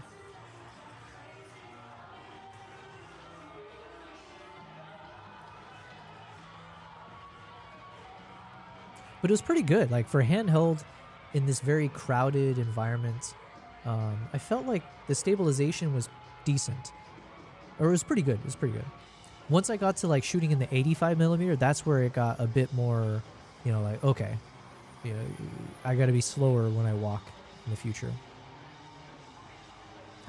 Mindful says, because I have an older Mac that does not handle DaVinci, so I use Final Cut Pro instead. Gotcha. So there's a few anchor moments in the video. So that was one of them where with all 3 cameras, I tried to do the same action. So here, walking underneath these flags, I was trying to do the same shot of like, point the camera up, see what you get with the 20mm versus up until like an 85. And, you know, how good of a shot is it? How usable? So here would be like that 20mm and then proceeding. So yeah, basically you can see I walked this whole street, blah, blah, blah, blah, blah. And then I would just try to get to the end of the street and then do it over again. And I would walk back the same way. And I think on the walk back, I was shooting in 60 frames per second. So I was testing 30 frames and 60 frames. But the 30 frames per second videos just ended up being better quality. Or sorry, the walk going from the other side where it's a lot more chaotic and then this part's more empty. It makes more sense to share those clips because there's more excitement up front. Whereas starting the video in the quieter part of the street, it means you got to really get people to pay attention for longer. I didn't think I could do that. So then this is the 35mm. All right, here I'm just gonna mute the. Actually, no, I should be able to just here. We'll play it out. I'm gonna get a copyright thing, but then I can just mute this part of the video. So then this is the 35mm. And like I said, the 35 has grown on me as, I don't know if I'll say it's my favorite lens, but it's definitely my favorite one that I want to keep using on my upcoming projects. Because I'm really liking that focal length. Because yeah, even here, obviously, he's not in focus, but you still feel like this guy is the main subject here. And things are looking nice in the background. So you're able to start getting more of that separation of like a single subject or someone in the crowd.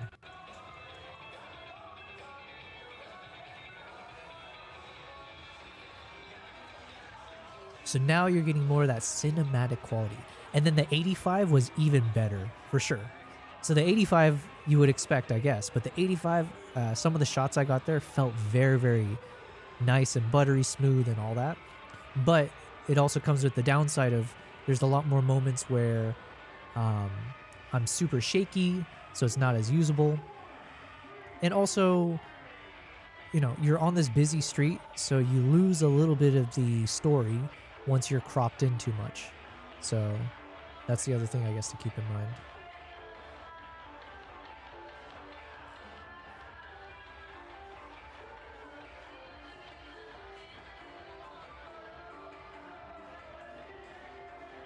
But again, same, handheld, 35 millimeters. There's moments you can clearly tell this is handheld. It's shaky, but it's usable. So here's that same anchor guy. So this dude, I was trying to do the same exact filming each time. Get some moments. Do like one of those orbit shots. So this is what a 35 millimeter looks like. Just enough background. I think it looks very clean. I wonder if in my YouTube video I might try to show some of those moments back to back, maybe? I'm not sure.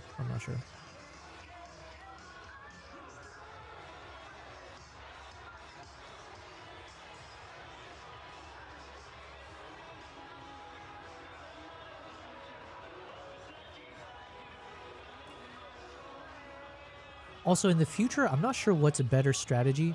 I think I had this in autofocus continuous, and then I would just keep at random times. I probably had a full focus box. I'm not sure actually. And then I would just at random times I might have hit the focus button to just kind of try to readjust wherever the focus is. I'm not sure if that's a better strategy or if I should have just shot everything more like in manual mode and just keep it fixed at a certain distance. So you know there's always something that's going to be in focus. I'm not actually sure what's a better strategy.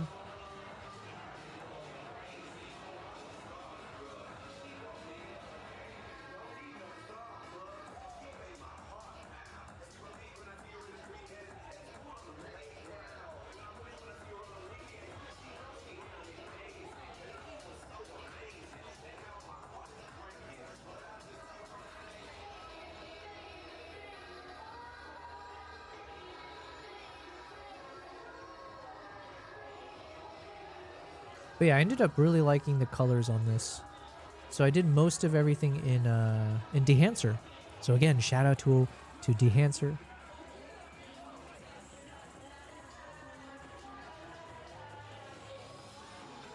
Okay, so let's hold on. This is the 35.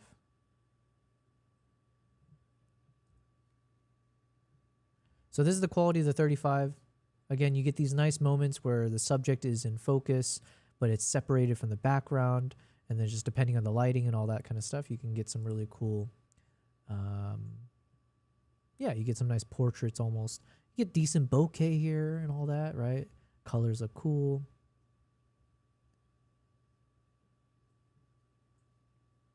Let's see.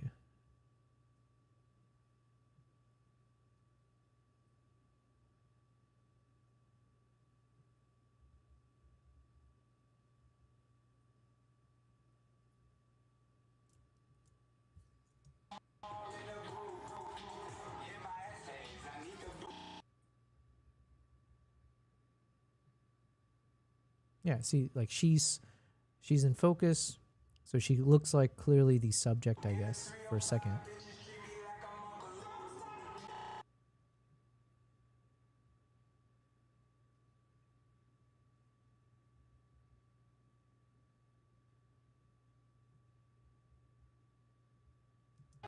And then here's one of those other anchor points where I focus on the flags up above me.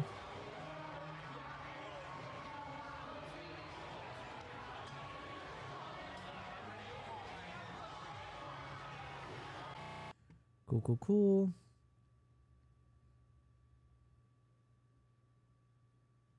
This dude.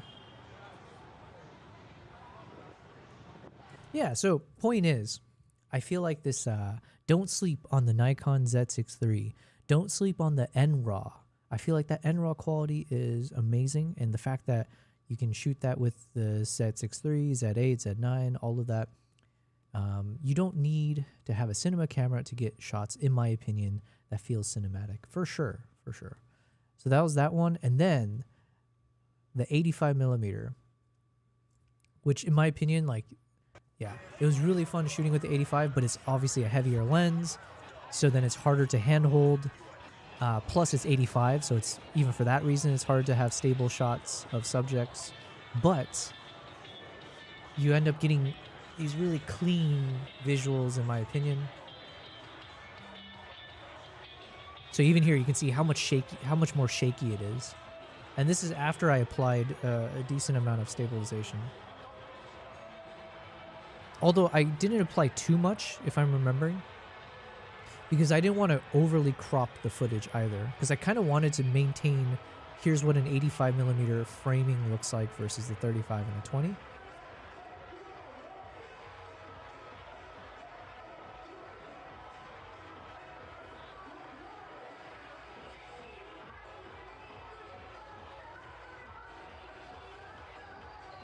But yeah, also the focus speed was definitely, if I remember, it was definitely harder to grab focus faster.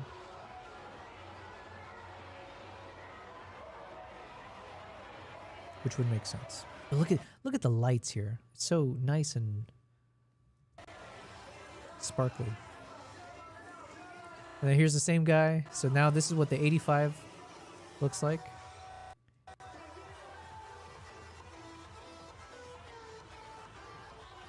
And obviously as I walk past, now it's like I'm way too cropped in, so, but you can you then have to switch over to like close-up shots of his hands or his face or whatever.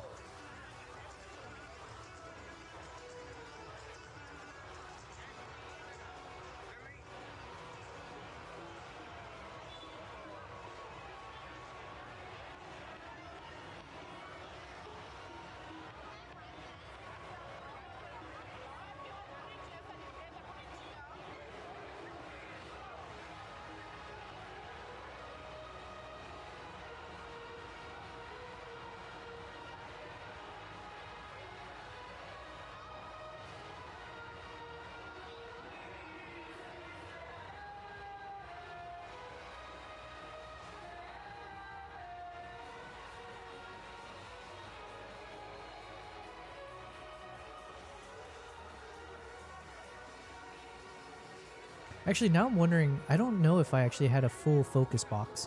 I might have just had like a center focus, like a smaller focus box in the center. And then I might have just used that to refocus at times. Mindful says, I really need a new Mac. Once I get this new job going for a bit, I hope to get to a point where I can monetize some projects. Yeah, man. Obviously, I wish you the best on that. Yeah, having a trusty computer makes a huge difference. When it comes, especially with video, oh my god.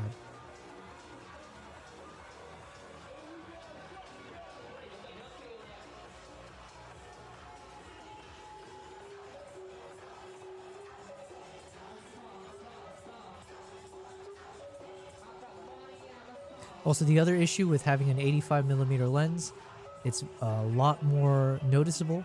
So say goodbye to any chance of trying to be clandestine holding an 85mm lens.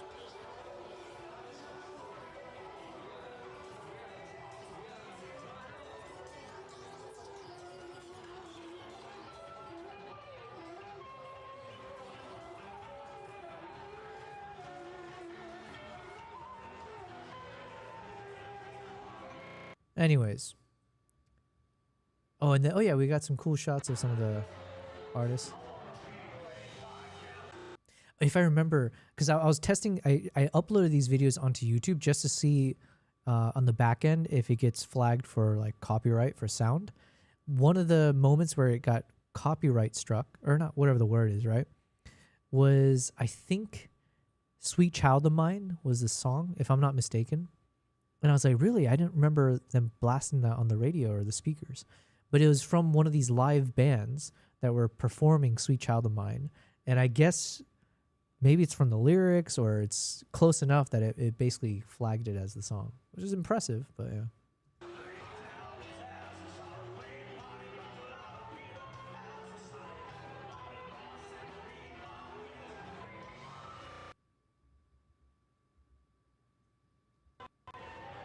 I don't know. So like just even pausing on this screen here, like I said, I'm a huge fan of this 85 millimeter. Like as I've been doing more of the film stuff, 85 has now become my favorite right now.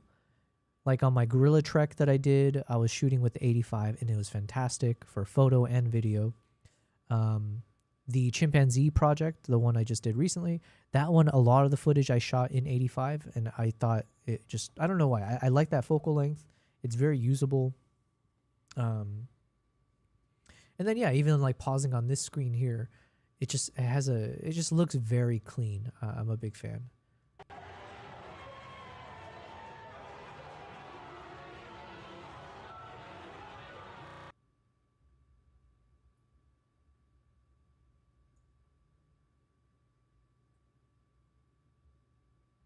Okay, speeding through. Maybe it's this guy. Yeah, this guy was singing that Sweet Child of Mine. And I guess it sounded close enough.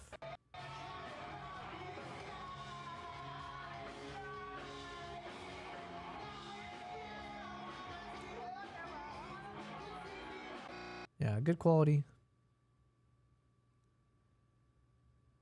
Oh yeah, and then the same kind of like testing anchor shot here.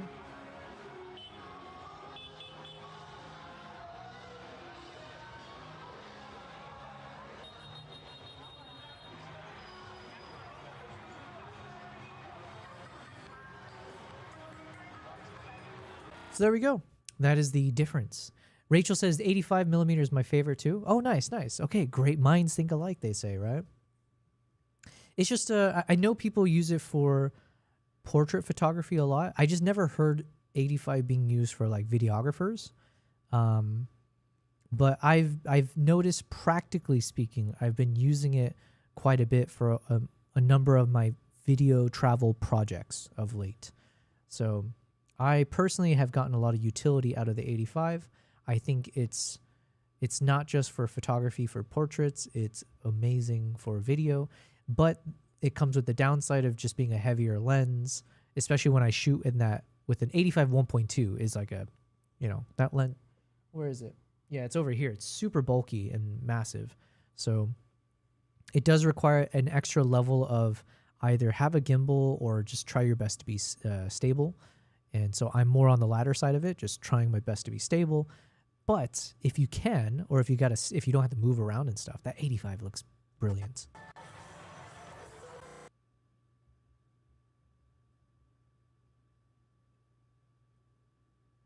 Because like one thing, I might have mentioned that briefly the other day, but like I was saying before, I think my body of work and my recent stuff that I do, more people associate me as like a wildlife photographer or whatever. And they're not necessarily wrong. But what I was mentioning is that I have almost equal, I haven't really done the math on myself, but almost equal amount of personal satisfaction and enjoyment with filming people moments as much as wildlife moments. So like that, and this is why I love traveling, right? Like I love traveling and then trying to find these candid, like when I was only doing photography, I love trying to find those candid photo moments of locals, usually locals, but you're trying to find the local doing something, and you're basically stealing a snapshot of their day in the life, whatever it is, right? Just hopefully capturing a moment that feels like it should draw some form of emotion, right? And so to me, that hasn't necessarily gone away. It's just that I changed the subject more to wildlife recently. But I do want to tell more human stories in addition to the animal stories. So like something like this, where you see one of the workers on the street with an 85 millimeter lens, you're still far enough away that you're not in their face. They might not notice you for a decent amount of time. So you get a bit of more of like an authentic, candid moment where they don't know they're being filmed, right? And so, yeah, so like this is where like an 85 also has a good utility. I had the same utility when I was in photography mode only, where I would travel and the 7200 was my favorite lens because same thing, you can be a proper stalker, which sounds weird, but yeah, you can capture moments without people being aware you're capturing that moment until they're aware, and then you look like the creepiest mother effer, right? Because it's like you got this massive lens clearly pointed at you type thing. But yeah, thankfully I've never been in any trouble from doing that. But yeah, so 85 has also that extra value of allowing me to capture more candid moments that otherwise would be difficult when you're traveling. Do you have the 1.8 or the 1.2 85? I have the 1.2. It's actually here. Hold on. Let me grab it.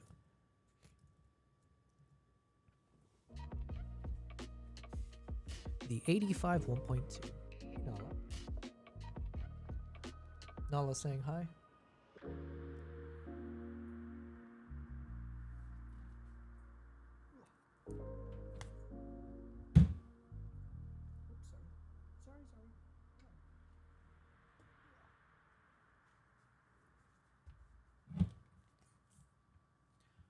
This is my bad boy 85mm lens. It is a thing of beauty, but it's definitely not lightweight. There it is, 85 1.2.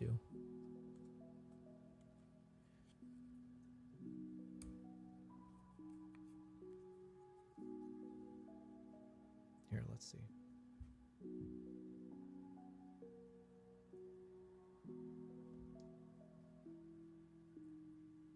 Nala, what do you think of this?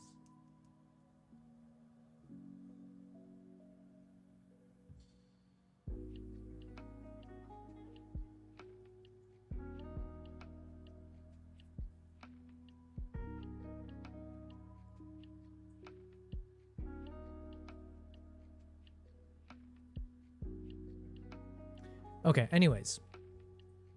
Almost a, let's see. I have a f1.2, but to be honest, not a huge difference from a 1.8.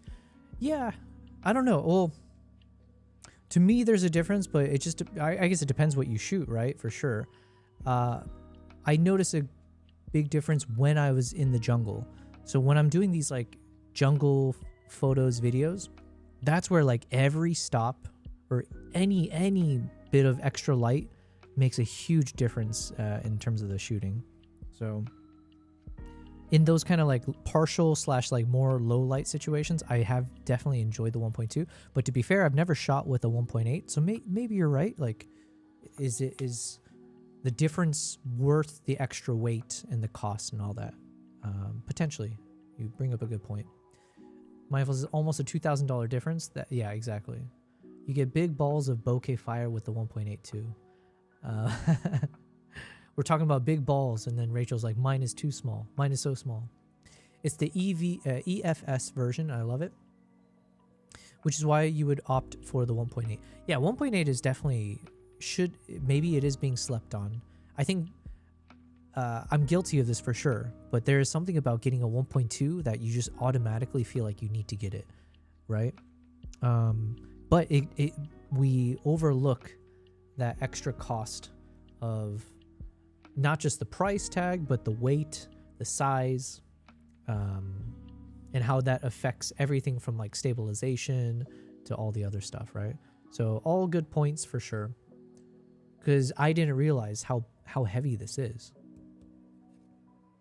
But it's so nice. It is so nice in those low light situations, right? Fed says, I like deep field of view, so I tend to go with the slower, cheaper options and lighter. Exactly. Unless you're filming an iris of an eye or flowers all day, I don't think it's worth it. ISO is so advanced on cameras nowadays. Yes, I agree. You get 3 stops extra if you go to the high base 6400. Yeah, and actually, that's also a good point too, because I wasn't aware of this, especially in the filming side of things, of having like a high or like a lower and a higher base ISO. So in the future, let's say in April when I go back to Uganda, could I instead of bringing the 85 1.2, if I bring an 85 1.8 or whatever, I don't think I would. Actually, maybe I would just for the weight.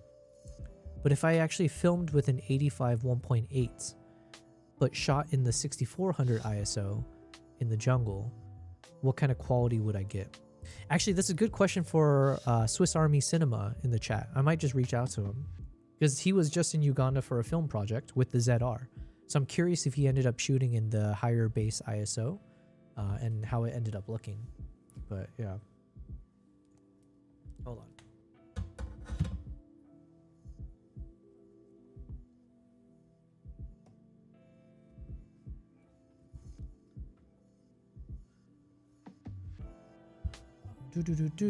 Yeah, ISO is so good now, plus noise reduction in post as well. My lens was literally 500 Canadian dollars and it easily outperforms my $2,000 zoom lens. Oh, damn. Okay. Yeah, I need to be more mindful of these things. I tend to be the type that just assumes more expensive means more better. More better. Mostest, betterest. But yeah, that's not always a good way to look at things.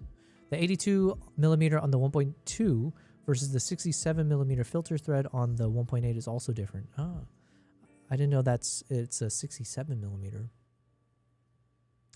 I have a 67mm variable ND just sitting around because all my other lenses are 82 or 95. Yeah, most of my lenses are 82 or 77, I think it is. Yeah, 77 or 82. Those tend to be the two main ones. The 1.2 also would have better roll off because of 11 versus 9 iris blades. Huge outer lens element on the 1.2s and such. Yeah. But you can't argue with the quality. That's what I'm saying. Quality here, just a big fan. So yeah, in these low lights, I guess it makes a difference. And then here's where, as I'm learning more about like the techniques and stuff. So like in the past, I would have been like, hey, well, if I'm shooting everything at f2, then why does it matter if I have a 1.2 lens versus a 1.8? If I end up needing f2, then the 1.8 sounds like a better lens to get. But like I was just describing, as I'm learning about that rule about the sweet spot of each lens, it does feel like the performance of the lens is best when you've gone up a couple stops in your aperture. So at that 1.2, then I'm assuming it means the best performance of my 85 1.2 lens will be somewhere in that range of like 2.8 or whatever, a little bit higher. Whereas if I get the f1.8, then yeah, I would have to also... point is, I guess there's other things that comes with the lower aperture.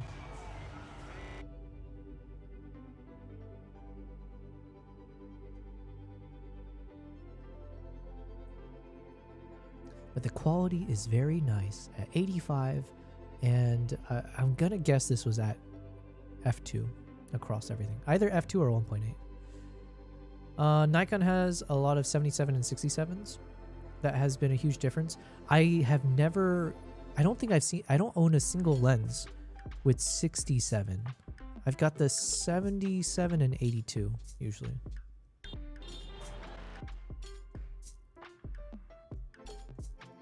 So anyways, so I've got these 3 videos. So I'm trying to figure out, is there a good way to publish this on YouTube? There's nothing like, because each of these videos are, I think, like 7 to 8 minutes long. So this will be ending up being like a 20 minute plus video if I put these side by side, like back to back. So it's not necessarily a very marketable video per se, but I figure I just want to post it on my YouTube channel just to show people 2 things. One, this is a cool street in Vietnam in case you want to see what nightlife in Vietnam looks like. And then 2, here's what 3 different perspectives look like when you're shooting with different lenses. So it's kind of like 2 different audiences. So it's not the best idea of a YouTube video, but the colors look nice. It's a lot of chaos. It's a lot of street life, and there's no interruptions. So you're just getting like a more authentic, let's say, more immersive like a more immersive video of like, okay, I'm walking the streets of Vietnam type thing.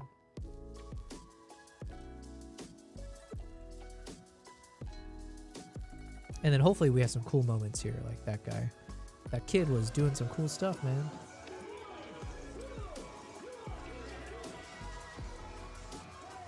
Boom.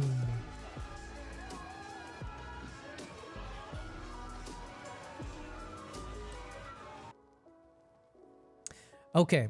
Anyways, Fed says I gotta go. Get ready to go off filming. Oh, nice. Best of luck to you. Actor is on his way. Later, you guys and gals. Thank you very much, Fed, for being here. I appreciate it. 67 was more common in the DX lineup. Gotcha. Okay. So that was before I started getting into maybe photography stuff, maybe. I try to get the 82 for everything. I just think the 1.2 is pricey compared to other lenses. Very pricey. They're trying to make money, man. Okay, well, on that note, I think I am also ready to say my farewells for the day.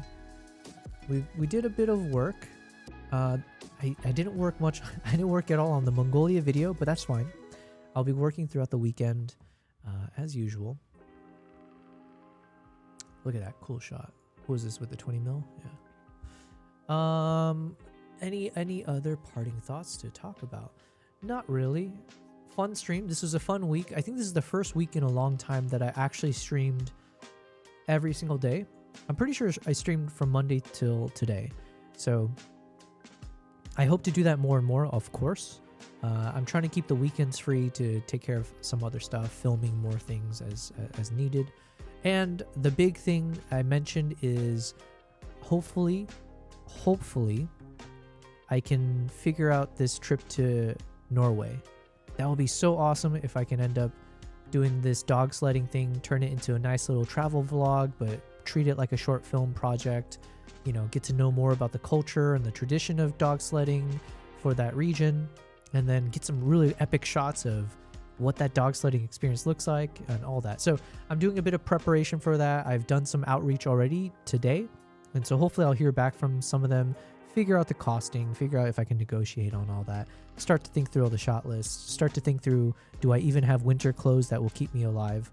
Technically, I survived Mongolia -40, so hopefully that will carry across the gear that I had, the clothing and stuff. So anyways, that should be something fun that I'm planning to work through. Today's Feb 13, so we've still got like 2 to 3 weeks before I potentially go on that trip. Anyways, that's the big thing that I'm working through. All right, thank you guys. I appreciate it. I'm going to have a late dinner now and just relax, watch Fargo Season 2. So I'm very excited for that. Thank you everyone who hopped into the chat. Thank you to the new subscribers across YouTube, Twitch, and Kick.